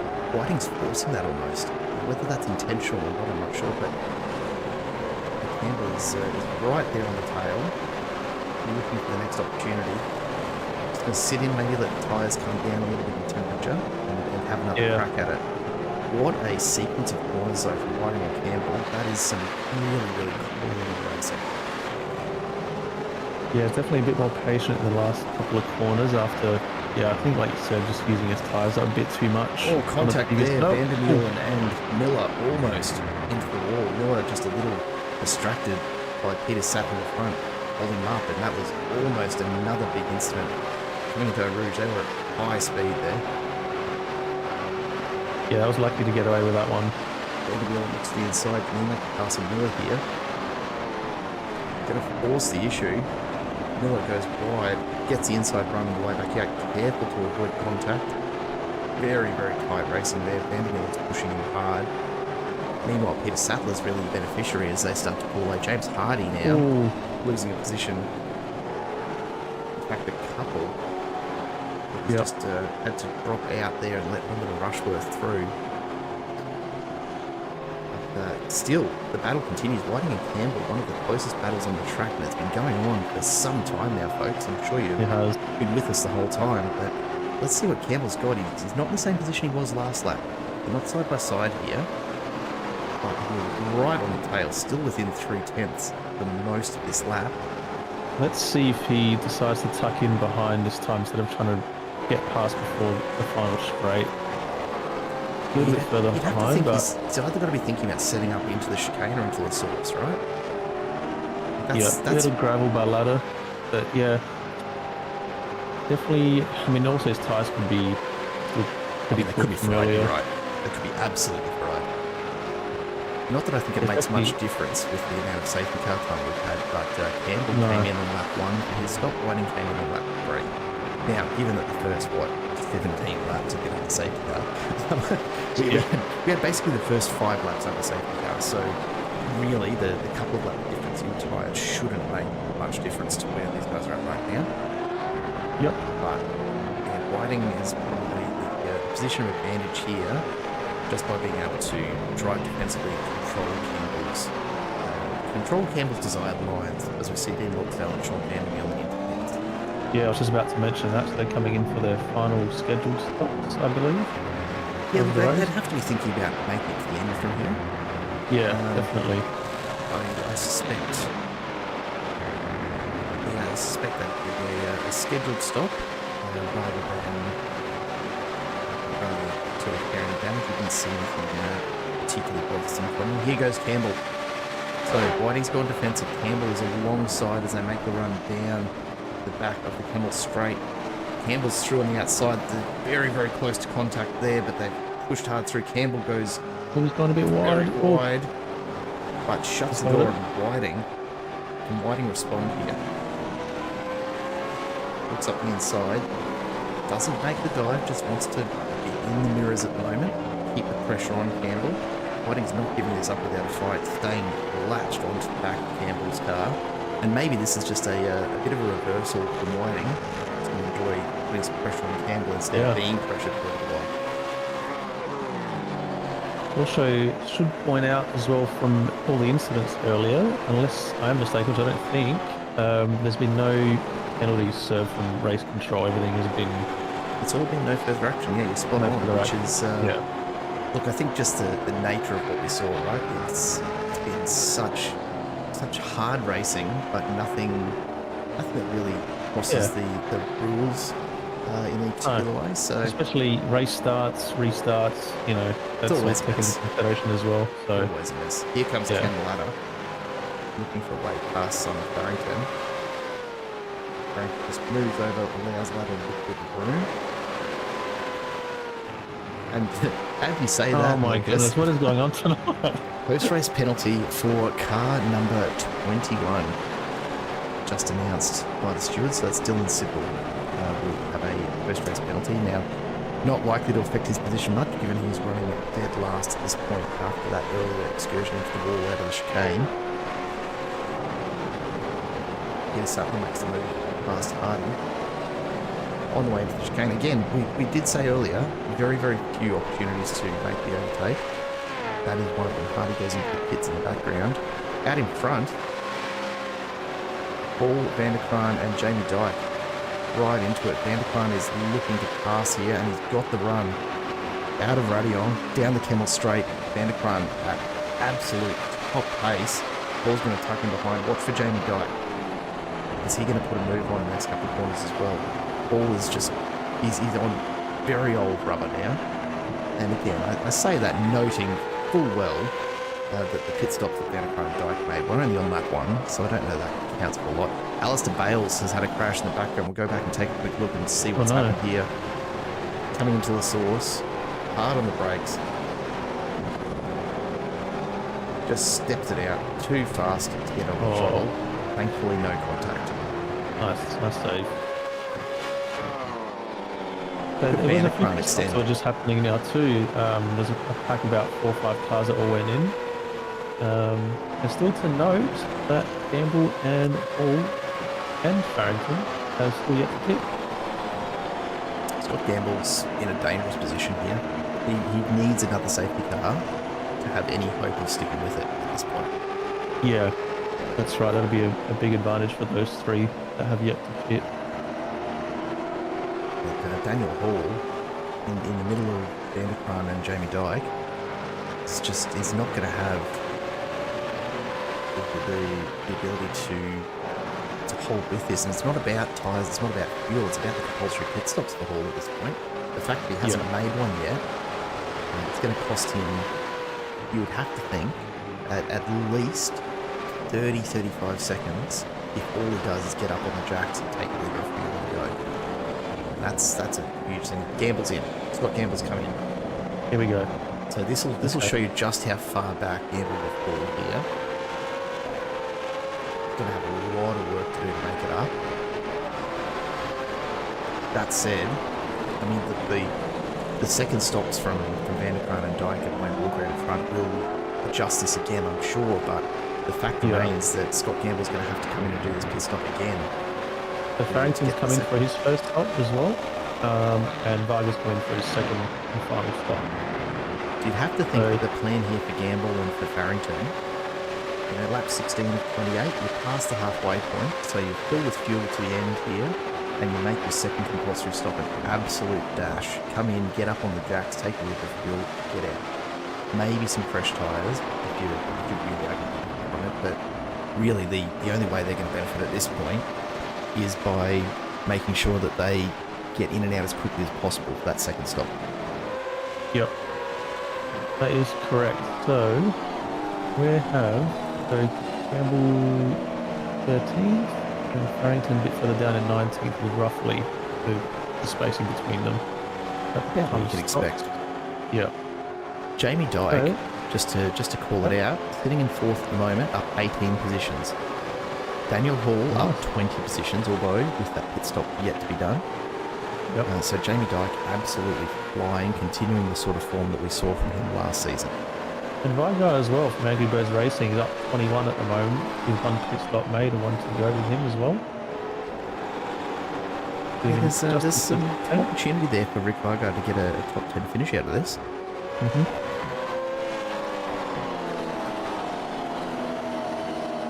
What have we got? We have 12 laps remaining. There's not a lot of time for 2 stops for Mr. Hall.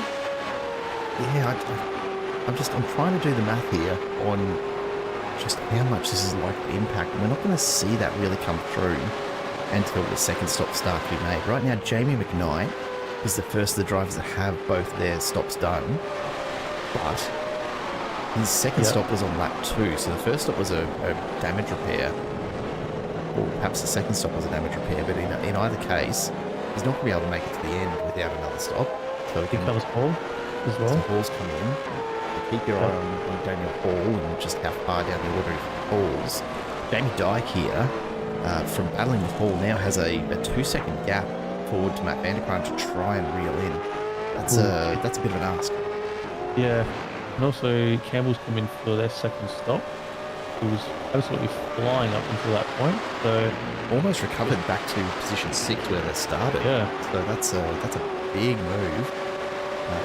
I'm going to predict that there's a good chance of a top 5 finish for Ian Campbell still, despite all of the drama, which says to me that name is going on my one to watch this season list. Definitely. So it looks like Campbell has ended up in front of Hall. I reckon that Rain Campbell is probably, actually Stephen Varga is probably the first of the drivers that's made a genuine 2 stops so far. So down at 18th is Vargs. Second stop on lap 15. Can make it to the end from there quite comfortably. So keep your eye on currently 18th Stephen Varga is effectively, I'm going to call the race leader at this point. And you said, so was it McKnight that you said earlier that had a damage one of the 2 stops? Look, I would have to think so. Jamie McKnight and Lorne McKee have both made 2 stops, so it's 12th and 13th. They've both made 2 stops, but both of their second stops were on lap 2. Now, if it's not that one of those has been to repair damage, then the ask for a set of Gen3 Supercar tyres to last 26 laps around Spa, and for your fuel to get through that far with 70% fuel limit, that is wildly optimistic. Yeah, fair enough. In my opinion, and I am sure if Jamie McKnight were in the chat, he would absolutely correct me on my fuel calculations. But nonetheless, I do remember that. Nonetheless, I suspect that that's a bit ambitious. Yeah.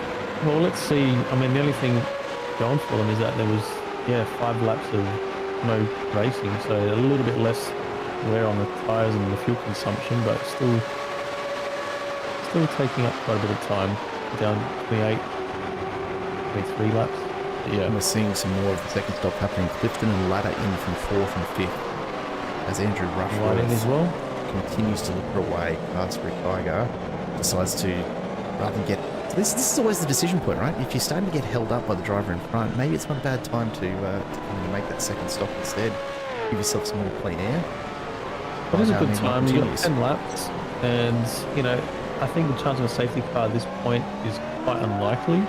unless something major happens. You had to say it, didn't you, Lucas? You had to say it. There's, I know bad things happen in threes, but hopefully this third We've one. had well more than three. Well more No, I than know, three tonight. out of my curses, I guess. But yeah, there's a whole lot of stops happening now. Looks like, yeah, it's about 6, 7 going out. 8 of them are all going out at the same time. So let's see where this all unfolds. The top 6 have made one stop, and like you were saying earlier, McKnight is effectively the race leader currently in regards to pit stop. Whether he lasts the whole time, the whole way, it's a big ask. A big ask. Yeah, I can't see that being. I can't see that happening. I just can't. Happy to be proven wrong, but both McKnight and McKee here locked in battle for 7th, with Daniel Hall just a bit further up the road in 6th. It's I find it increasingly unlikely that these guys are going to be battling for the top step. Now, the order's starting to change a little bit. We said Stephen Varga was the one torch back in 11th. Ken Latta and Nick Clifton have both just made their second stops, and they're sitting in 9th and 10th ahead of Vargas. So there's something to watch there. You've got Whiting right on Varga's tail at the moment as well. So Stephen Varga under huge pressure. Wayne Walker's in. So Walker coming in for the second stop. This will be interesting. So keep your eye on the exit of Wayne Walker. Matt Vanderkruin comes in as well. Yep, and Vanderkruin. As Whiting goes through. Oh, can't quite get it done. They're going to be side by side. Whiting's got the better line. Varga's going to have to just step back from this one. And tackle onto the back. So keep your eye very, very closely on that timing tower. There's Ken Latta. You can see smashing his way down towards the chicane right now. Ken Latta is the very likely race leader if these other drivers don't get out in front. I expect they will. Here we go. Wayne Walker's coming out of the pits now. As is Vanderkruin, as is Jamie Dyke. There we go. Wayne Walker is out and plenty of distance ahead of Ken Latta. So the racing order up the front, here they come down towards Eau Rouge. Wayne Walker coming up the hill to Radion now is very, very well positioned for the rest of the race. Matt Vanderkruin not too far in the background there. Jamie Dyke looking like a podium at this stage as well. Yep, it looks like if it goes without if it goes to plan. Yeah, if it goes to plan for the remainder of the race, it looks like that would be potential finishing order.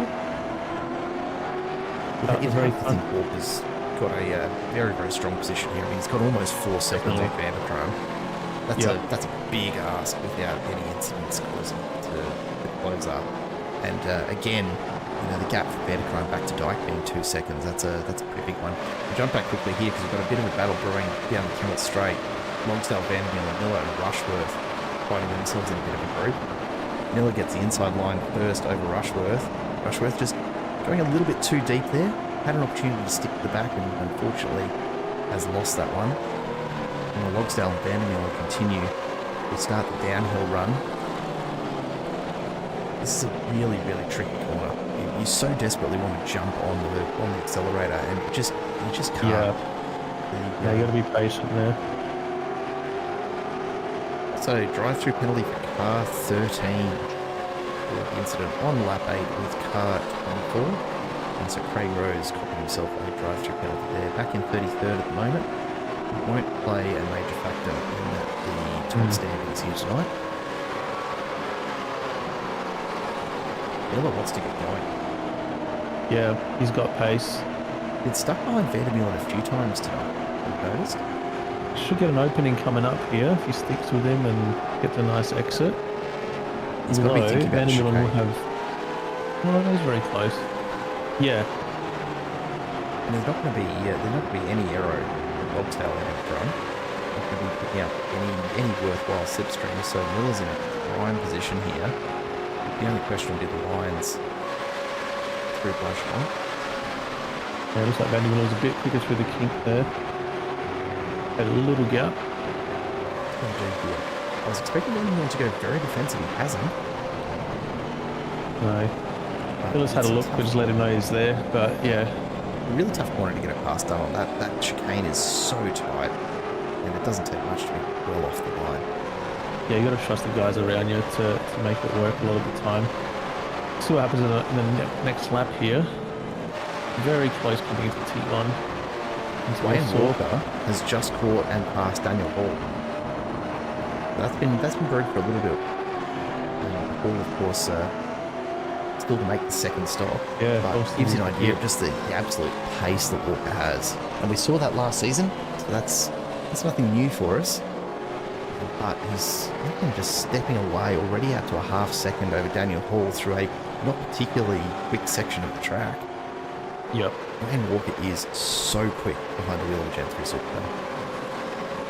Yeah, it looks like he's on another level at the moment. It's all going according to plan. Poynton and Fisher down the Kemmel Straight. Fisher on the inside backs out. Poynton picks up another spot up into 21st. Nice. Nice and clean. These guys are playing it smart now, right? A couple of safety cars is enough to put them on a bit of a warning. Yeah. Yeah. Miller's already. Yep. Rose is in to serve that drive-through penalty, I'm sure. So okay, yeah. So Campbell's ended up in the top 10 after all the stops are shuffled, except for 2. A long way to catch up for Campbell now, though. Yeah. Rushworth makes the move on Sean Vandermeulen. Vandermeulen back on the inside. Rushworth has to go very, very wide, lose some pace. Vandermeulen recovers the position nicely. Yeah, it looks like but that's a warning shot. Yeah, Rushworth backed out of that pretty quick. Yeah, just found himself out in the marbles. Found himself out in the marbles, no grip at all. Couldn't get the power down. Vandermeulen's running away with it. Wayne Walker has just set the fastest lap of the race, 2:24 flat. Yep. He's motoring Vandercar at 2:24.3. Very, very 3/10 difference in pace is massive. I know it's a long lap, but even so, that's a big gap considering Walker and Vandercar both came out on the same lap from the pits. Nice fresh tyres, full tanks. They should be running pretty close together. Walker just continues to be on their own level. Yeah, no, he's going extremely quick. And this is all working out nicely for him at this stage. He's back with Campbell, trailing Varga. You guys have mentioned a few times throughout the race. Campbell's had an absolute cracker of a drive, considering the incident lap 1. To be back into the top 10 here is a huge effort. What sort of a line was that from Ashley Hall, the privateer? Just letting the other car through, but not. Oh, Ryan Campbell, what a move! Ooh, that was a bit ambitious. Look, I don't know. He's certainly got the pace tonight. You look how quickly he's closed down Vargs. I mean, Varga is not a slow driver even on his worst days, and Ryan Campbell has really been like there's absolutely nothing to it. We've got a little battle we're going to take a look at further back because Peter Sattler gets all sorts of sideways. Damon Fisher and Lorne McKee getting caught up in it together. Sattler just managing to keep it on track somehow, and I think has Fisher had a bit of a slowdown there, or is that maybe just a redress for that contact? Probably more likely, I would say. Jump forward again though, because Ryan Campbell has closed in even further on Stephen Varga. He's got to be thinking about a pass soon. Vargas is going to have to either defend or let him through. There's no two ways about it. Ryan Campbell is going to pass Stephen Varga. It's just a question of when. Yeah, let's see what happens here on the exits as somebody moves out of the way. Ashley Hall just finally getting out of the way and not wanting any part of it, which is probably cool. That's pretty well what I'd do, honestly, Lucas. Yep. So he's gaining through here very quickly. Let's see what happens after the kink. Yeah, he's stuck with him. Is he going to try it? Gap closed down. Nothing in it. Yep. Campbell looks to the outside. Vargas is absolutely playing defensively here. Thinking the long term of the chicane, trying to stay on the outside to get the bit of contact there. Campbell forces the matter, charges through, takes the position. Some really good, strong defending from Varga. Nothing wrong with any of that contact. No, I mean, there was a car with there. It was extremely tight, but Campbell made it work. So off he goes. Now he's going to... Let's see how quickly he opens this gap up now, though. 6/10. Drive-through penalty for car 273 for the incident with car 16 under safety car conditions. So Dawn McKee, I'm not quite sure what's happened there, but McKee is serving a drive-through for that one. Didn't catch that. Michael Schroeder side by side with Rick Varga now as they come. Oh, this is not a place to be side by side. Schroeder, mate. He's lost it. Can he keep it out of the wall? Just taps it. Good work. That's about the best that Schroeder could have hoped for there, because at the pace they were at, the suspension unloads as you come over the top into Radion. He was so lucky to keep that straight. Yeah, I thought that oversteer was about to snap. That was so close. Absolute limits of the tyres grip there, and stepping well beyond that. Yeah, Michael Schroeder's done a great job to keep it out of the wall. We nearly had that safety car. Yeah. Almost. Now forward to Vandermeer and Rushworth. Gamble and Hall are betting on with them yet to pit for their second stop. Just a FYI for everyone in the chat that's watching. I cannot see what Scott Gamble's plan is here. He needs to make the second stop. He doesn't have the gap to Walker, who's pulled it right back within a second now. Rushworth all over the back of Sean Vandermeer. This battle for 14th continues. These guys have been going at it for a little while. There's been a little bit of back and forth. The gap has opened and closed a few times, but Rushworth still with it. You can see he's getting very impatient. That car moving side to side, just looking for an opening, looking for any opportunity. Gamble's in, as is Hall. Oh, here we go, yep. So there's a lot of movement on Rushworth's car at the back. This is going to set our finishing positions now, I'd say. Yep. Let's see where Gamble and Hall come out. They're both into their pit bays now.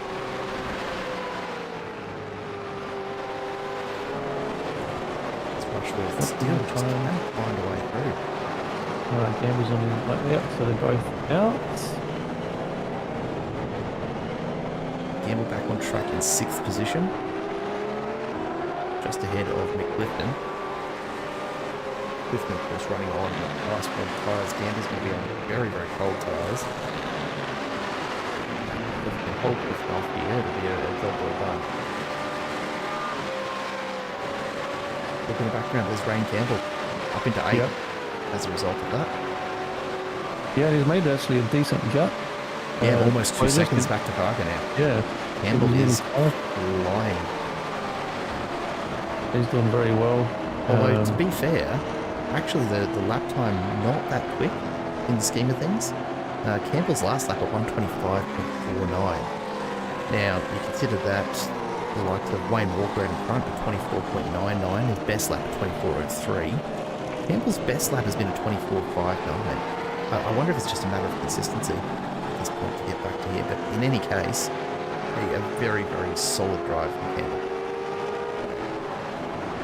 Yeah, he's done very well. I think comfortably in the top 10 with 5 laps to go. Martin takes the inside line, just couldn't get up in time, so he'll step out, have a bit of a slowdown penalty there, I'm sure. Yeah, I go McKnight. The Kemmel Straight continues to deliver those opportunities. It really is one of the few chances you're going to get in the Gen3 Supercar to make the pass. As we see now, Schroeder, Hardy and Quinton coming together to battle for 18th.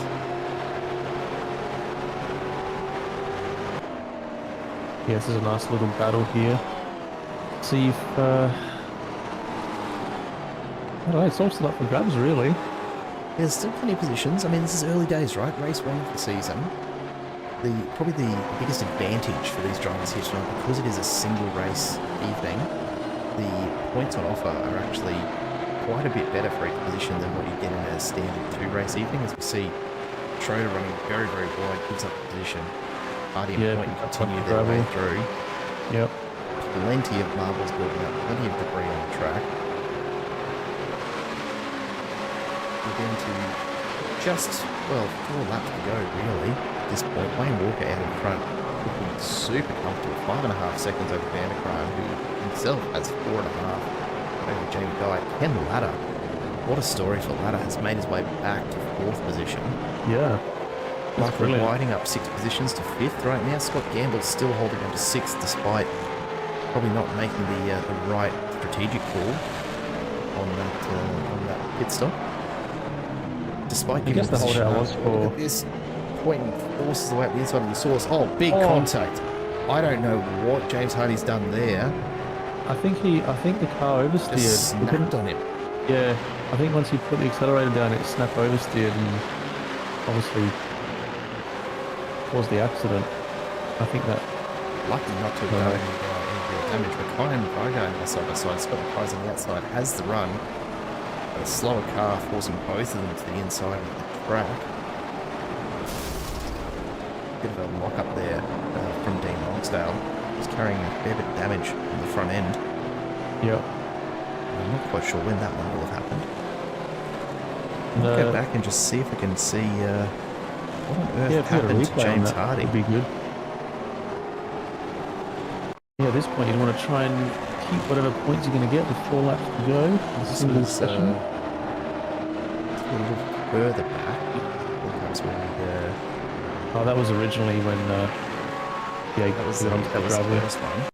Yep. Here as we're coming to the source, James Hardy on the outside, Mark Point gets up the inside. Hardy jumps on the throttle. Look at the snap of oversteer there. Yeah, no, that's huge oversteer. Hopefully they can drive their cars to the end without any issues. But I think they'll do all right. It didn't look like there was any damage. One of the things we've certainly seen is the robustness of the Gen3 supercar build for damage from the side. It holds up very, very nicely to side-by-side racing. Yeah. It tends to only be when you put your nose or tail into a wall that you end up with significant damage. Dean Logsdale, meanwhile, you saw him carrying some damage before as Vargo came through. Has just had to tweak the pits, so that might be the end of the race for Logsdale. That's a shame. We also have Campbell and Gamble both within overtaking distance further up the field. See Whiting and Gamble on screen. Gamble here trailing. Oh, big sideways movement there from Gamble as they come up and over Eau Rouge into the Kemmel Straight. Now Gamble's got some pace out of the top of running on there. Not enough to get ahead of Whiting just yet, but it's going to come down to the braking at the end of the Kemmel. 5-second penalty for car 19. Gamble dips a tyre off into the dirt, forcing the issue. Whiting the same, very, very inside line. They're both giving each other as much space as they can. In the end, Gamble coming out ahead. Gamble. Absolutely. Yeah. Although it's might... Oh no. Okay, he's closed it off. And in the background, Rain Campbell's made it look like nothing at all to get past he's getting Clifton. Up the piece, take a good look. This is up through Eau Rouge into Radion. Look at the just barely misses the rear end of Clifton's car. But So that's the close. pace that Campbell needed, and gets the pass done on the Kemmel Straight. Nice work. We'll look ahead, Wayne Walker just cruising along out in front. 5.5 seconds in front of the field. Almost 6 over Vanderkruijm. Just Yeah. a phenomenal lead. And it's not the first time we've seen Walker do this sort of thing. The really interesting thing when we go back to some of the earlier seasons, this is exactly what Matt Vanderkruijm was doing to the field of drivers at the time. He was finishing 5, 6, 7, 8, 10 seconds ahead of second place. It's a bit of an unusual position for Vanderkruijm to be in over the last couple of seasons, and really just demonstrates, no matter how quick you are, there's always someone out there who drives like a Wayne Walker. You always find someone quicker. In a class of their own, as some might say. But no, he's done brilliantly. He hasn't put a foot wrong. It's worked out well for him. I think drive of the day for me so far, as good as Rain Campbell's recovery has been, this man right here, Jamie Dyke, up into third, has played it beautifully, up 19 positions from where he started. Yeah, that's absolutely massive. And to make it stick throughout the race is, that is very, very impressive. Fishy Motorsports, P3 and P4 at the moment. Good points for the team. And Michael he's Whiting in gone. 6th as well, in Fishy. And McKnight, the fuel master. It's of course the fixed racing setups that these guys use in this series, if you're not familiar with it, are all provided by Jamie McKnight, so he builds setups for each and every round. Okay. So he is intimately familiar with performing with cars and of course the fuel load. It's what you can expect from him. He knows his stuff. Out of 10th now, That's awesome. Paul, Orman and Miller on the Kemmel, all just kind of moving back and forward. A little unsure as to who he needs to defend from most. Looks like Yeah, it'll so be Hall Miller. does want to hold on to this because he was one of the late ones to make the second stop, hanging to the top 10. Gamble's done surprisingly well, honestly, to take that very, very late second stop and still be 5th. Very strong effort. Oh no. Big moment, Hall's off. He's locked it up. Can he get it moving again? With it too much probably can. Or he is, Very slow to. he's just waiting out the cars behind. I wonder if he's done more damage to the car than it looked. Maybe I'll have to have another look if you can when it's available. Yeah, we'll give him a moment to get back on track here. But I don't know quite what has happened there. Big slide. Just looking for a puff of smoke from the engine or anything like that. Looks okay. Unless Has he bumped his pit limiter on or something? Is that what's happened here? Very unusual. unless there's a hardware interference or something like that, 'cause it's just kind of rolling down the hill now. He's stopped the car now. Yeah. Did we miss a motor pop there? Now this is going to be really interesting. Do we get a safety car now? Well, if we did, we finish under yellow, yeah? That's We would. yeah. I believe, although I'd have to check the rule book.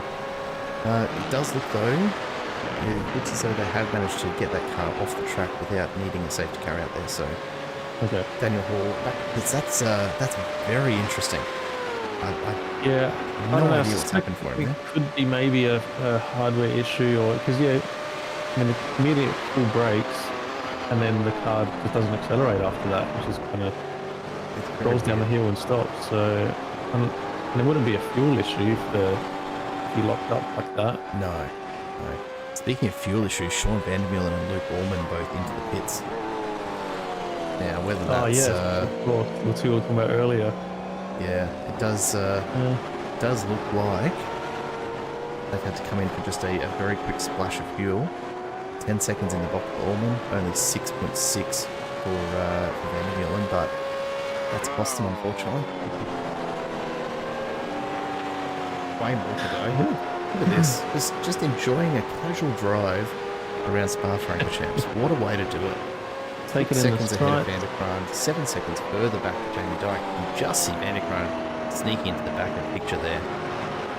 But the battles are still on. The 18th position is what's being contested here. Orman, after that late pit stop, has come out in front of Jamie McKnight. Sean Vandermeulen just behind, and Chad Bogart can put up in it. Now Lorne McKee joins the back of it, so we've got a 5-way battle for 18th. Luke Orman on fresh tyres. Confirmation in the ASR chat from Simon Hayes that the motor has been blown. The motor did go. There you go. Thank you, that's Simon. interesting. Appreciate you There's always having an ear on it. Yeah, thank you. Yeah, usually you'd see that That's such a that shame. telltale puff of smoke, and look, maybe we missed it where we first went off the track. We'll go back and see if we can find another view of it. Let's jump back and take a look. Just keep your eye up front. There he is up there. There's Daniel Hall. Oh, there it goes. Oh, yeah, there so we we go, just missed it. The motor's gone. That was So very that's quick. absolutely something we've seen Oh. far too often with the Gen 3 supercars. And all that'll That is be rough. is an extra downshift when we didn't intend it. And that motor is gone. So Daniel Hall, unfortunately, out in I'm the last surprised couple how of laps. quick the visualization was on that. Like about a second, and then yeah, like we missed it the first time. We just saw the smoke in the tires, and that was it. Yeah. And just the timing in the end. Final lap of the race. Wayne Walker, very 28, comfortable. 28. White flags out. Matt Vanderkran has closed the gap by a couple of tenths, but it's not going to be anywhere near enough. Wayne Walker just making sure he gets around safely at this stage. His last lap at 25.3, still faster than Vanderkran's 25.43 in the last lap. So despite everything, Wayne Walker has not lifted his foot for a second here. Yeah, no, he's Very impressive run. impressive from start to finish. Consistent in a class of his own, and a huge start to season 5. Absolutely is. You see Wayne Walker in shot just at the bottom of the screen, working his way through. I have to ask him about that wheel. It's a little bit fancy. I'm trying to make out which one it is. Yeah, very Something nice. much nicer than mine, I can tell you that much. Maybe that's the key. But, What do you run? Mate, it's just a bit of entry-level Fanatec here. Yeah, that's right. It's fine. That's what I It's fine. run. I just don't have all the fancy dials, you know? All the fancy lights. But of course, That's right. racing in VR, there's no point having Oh, all of that course. Yeah. stuff. Wayne Walker, what a drive. Absolutely stellar all the way through. Deserves this. He's done a fantastic job for race 1 here of season 5. As he comes to the chicane for the very last time, have to be absolutely stoked with this. You can see Vanderkran in the background, but absolutely no hope of catching him. Wayne Walker comes across the line. There it is, the checkered flag. A fantastic win for Walker. Matt Vanderkran crossing the line and just behind. I say just behind, it's a full 6 seconds back. Jamie Dyke falling further behind now, but finishes just ahead of Ken Latta in the end. Yeah, putting some pressure on me at the end of the lap there. Congratulations to Wayne Walker. Absolute huge. brilliance. 100%. And yeah, for Accelerate Sim Racing with 2 in the top 10 in their team, which is cool. They've had Rushworth in 11th, just outside the top 10. The battles But, aren't quite done here because Boynton's making a last-ditch effort to take 13th of Rick Vigar. Can he get it done out of the chicane? I don't think so. Vigar's had a great drive. It's going to be close, but in the end, Vigar holds on to 13th, up 17 positions from where he started. Massive drive that's for really, Vigar. really good. McKnight holds off Vandermeulen as they come across the line. Only just Schroeder has had a big... Oh, he's out of fuel. No way. Is he coming Michael over Schroeder over the just line? rolls across the line. Just gets there. Look at it. Coffin spotter. Hey, they're not asking for a fuel sample at the end of the race, are they? No, thankfully, I think he'll be alright. Wow. What a finish. We'll go back and take a look at that, because look at Michael Schroeder as he comes through a turn. This is just enough to starve it of fuel. Watch it hiccup on the way out. Just There it is. dies. Almost got rear-ended as well. Absolutely Oh my goodness. dies in the run to the line. Desperately trying to coax anything out of it. Just gets it across the control line in the Nice end. work. That was a great race. What a way to start the season, eh? So many battles, like all up, like the whole, like 3/4 of the race was just tense battles all the way through the field. Chaos at the start. Everyone settled in eventually. And really, really good overtakes. Yeah, Spa always delivers. Whatever discipline you come here with, I just love this track. Always produces good racing, and in these cars especially, it's awesome. Oh, it absolutely is. Just waiting on the last of the cars to make their way across the line now. And we'll just wait on a couple of drivers coming to have a chat to us in a moment as well. But Yeah, sounds good. we will bring the results up before we do that. And they look a little like this. Official results coming through. Round 1, Wayne Walker takes the win ahead of Vanderkran with Jamie Dyke and Ken Latta not too far behind. Scott Gamble and Michael Whiting ahead of Rain Campbell and Mick Clifton, then Stephen Varga and Chris Miller round out your top 10. I don't think we've got Jamie Dyke around this evening, so we'll start with position number 2. Matt Vanderkran, it seems like it's been a long time since you and I spoke, my friend. Welcome back to the booth. Has been a while, Jared. Too long, hasn't it? Really? Look, what have you been doing? What have you been doing? honestly. Well, I was absolutely filthy at the end of last season, the last race, battle for the championship, and I had COVID. Crucial. And Crucial, mate. I was look, I'm pretty soft at the best of times, to be honest. But but I could do a lap or two. There was no way I could do a whole race. So anyway, gutted, but really happy with tonight too. In this field, it's a very strong field now to get a podium. We were actually just saying towards the end of the race, you know, Lucas obviously being fairly new to the booth, just giving him a bit of a background on Alliance Sim Racing and how it used to be you finishing out in front by 8, 9, 10 seconds. Roles a little bit reversed here. Wayne Walker's pace is just phenomenal. How's it feeling being in P2 with so much distance ahead? I call him Wayne Runner. He's no Walker. He runs. No Walker at all, mate. It's, Like that. pace. Mate, no, it's great, and there's always been faster blokes out than me. You know, for a while I had a good run in this league, and you know, I'm going to battle my ass off to try and get these guys, and it's fantastic to have some really fast guys. And no, mate, Wayne's he's a worry, but there's some big other worries. You know, Kenny, Scotty, Jamie Dyke. I'm going to miss people out. Mark Point and Michael Stewart. Oh, mate, so many. Michael Whiting. There are so many fast blokes in this league now. Oh yeah, there's a lot of talent here, and frankly, I cannot wait to see what the rest of this season brings. The only other question I'll ask you about the rest of the season before I let you get on with celebrating a great start to season 5 for you. This has got to be the least Australian season when it comes to track lineup that I think we've seen so far. You're looking forward to the Bend and being back on home soil for just one race this season? Is there anything that stands out as a favourite track amongst the list of 10 this time around? Yeah, mate, there's some really good tracks. I'm really looking forward to this season. I reckon it's an absolute rocker as far as the track selection goes. The Bend, I can see why it's called the Bend. Yes, it's a tail-end bend, but there are a lot of bends on it. It's a fun one. That's going to be good fun. Masano is a great track, really difficult to get right. That's really cool. Didn't think much of Portland, but who knows what it brings when it comes to racing. It could be an absolute cracker. Going to be a great. I'm really looking forward to the tracks in this season. Good to hear, mate. We'll let you go and just unwind a bit. Welcome back. Glad you're back with us and healthy. And it's been an absolute pleasure to watch you back in fine form. P2 here tonight. Congratulations. Yeah, congratulations, Matt.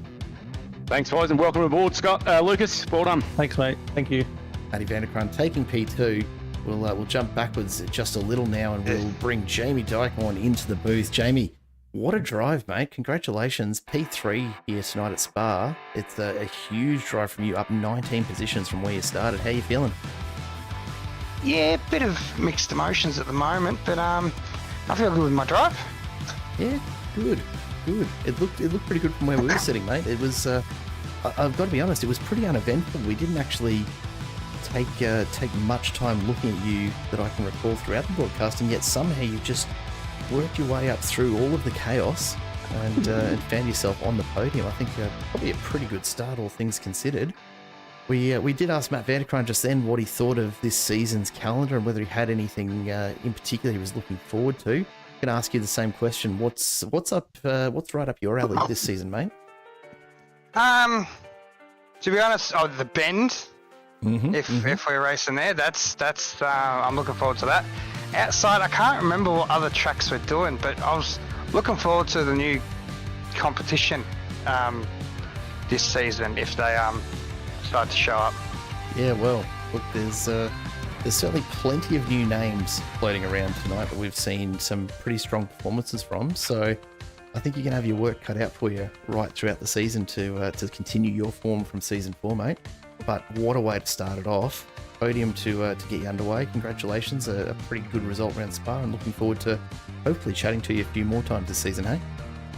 Yeah, sounds like a plan. Fingers crossed. Well done, Jamie. We'll chat to you soon, mate. Jamie, Thanks, boys. recovery drive. Enjoy.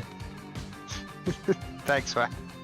Jamie Dyke ending up in P3 there, but the man with all of the pace, once again, Wayne Walker, welcome back to the booth, my friend. Wayne Runner. Thank you. Mate, that was... Look, I can't be surprised when I see this sort of performance from you anymore, but in a field with such a strong level of skill and some really, really fast times right across qualifying and practice, finishing 5.5 almost 6 seconds out in front in race 1 around Spa, somehow surviving all of the chaos. So I think that was probably key for you tonight, wasn't it? Just start at the front row so you avoided everything behind you. Yeah, I think coming into tonight, I wasn't sure, how I was going to go. Like this is not one of my favourite tracks at all. And then, yeah, I was actually surprised that I put it on pole. And then safety car lap 1, hitting, and a few others staying out.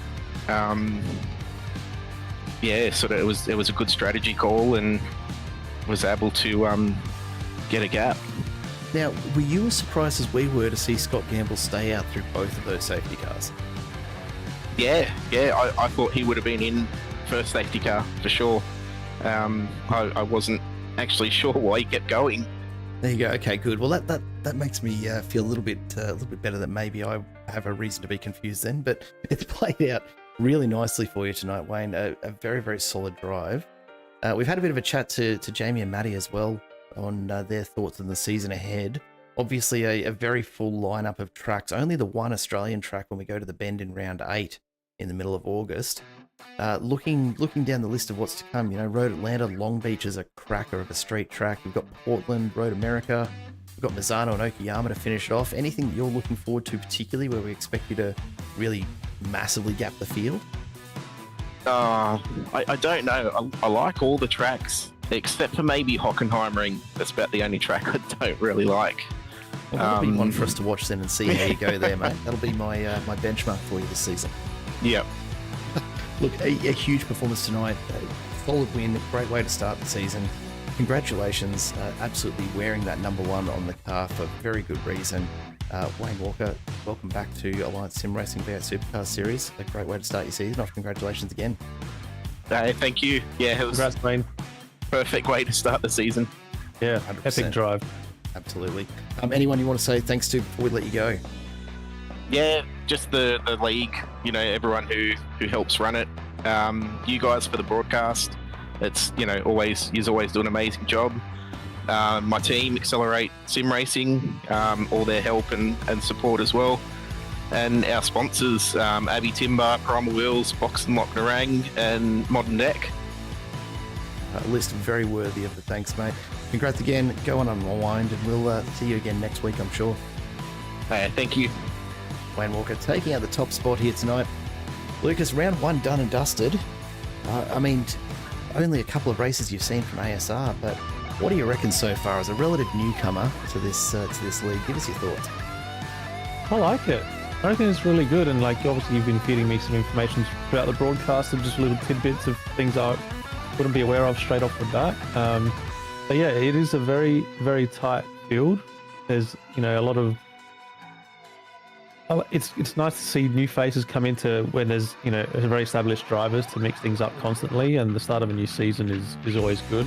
But for me personally, I think it's brilliant.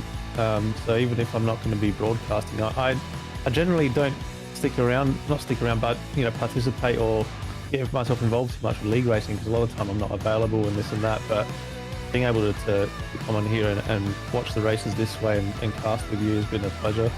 Now I've got all the community links everywhere in the channels and the Discord, so I'll definitely be able to keep up with the season and see it unfold. And it was easier, at least this time, compared to Sandown, to keep track of the drivers without the driver changes, which all I need is some time just to wrap my head around the teams and drivers, and all the stories will start to develop over the course of the season, which is what you want. They absolutely will. And what a story it's going to be. Season 5 off to an amazing start. All of the drama that you'd expect from Alliance Sim Racing, honestly, and not at all surprised that Spa has delivered exactly that within just a couple of laps. We go to Road Atlanta next week, the 1st of July. Make sure you don't miss out on any of that. If you're not already, hit that subscribe down below so that you do get notification of all of the racing. On behalf of Lucas Sott and myself from Simple Racing Broadcast, a very big thank you to all of the sponsors of the Alliance Sim Racing League, AA West Automotive, Quantum Tint Solutions, Nicol Photography, and of course 24/7 Sim Services for such an amazing job here tonight of race control.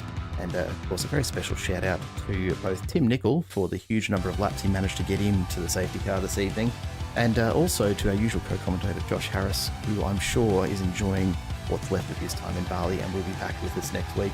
Lucas Sott, it's been a pleasure having you along with us. We do hope to tap you on the shoulder again, perhaps later in the season, to get back in the booth, eh? Yeah, thank you very much for having me. I really appreciate it. Lock in, Awesome cast as always. Lock in the 12th of August, mate. We'll bring you back for your home race at the Bend, hey? A very, very good night of racing. Thank you all at home for watching along. We will be back, of course, next week. Until then, though, it is goodbye for now. Thanks, everyone.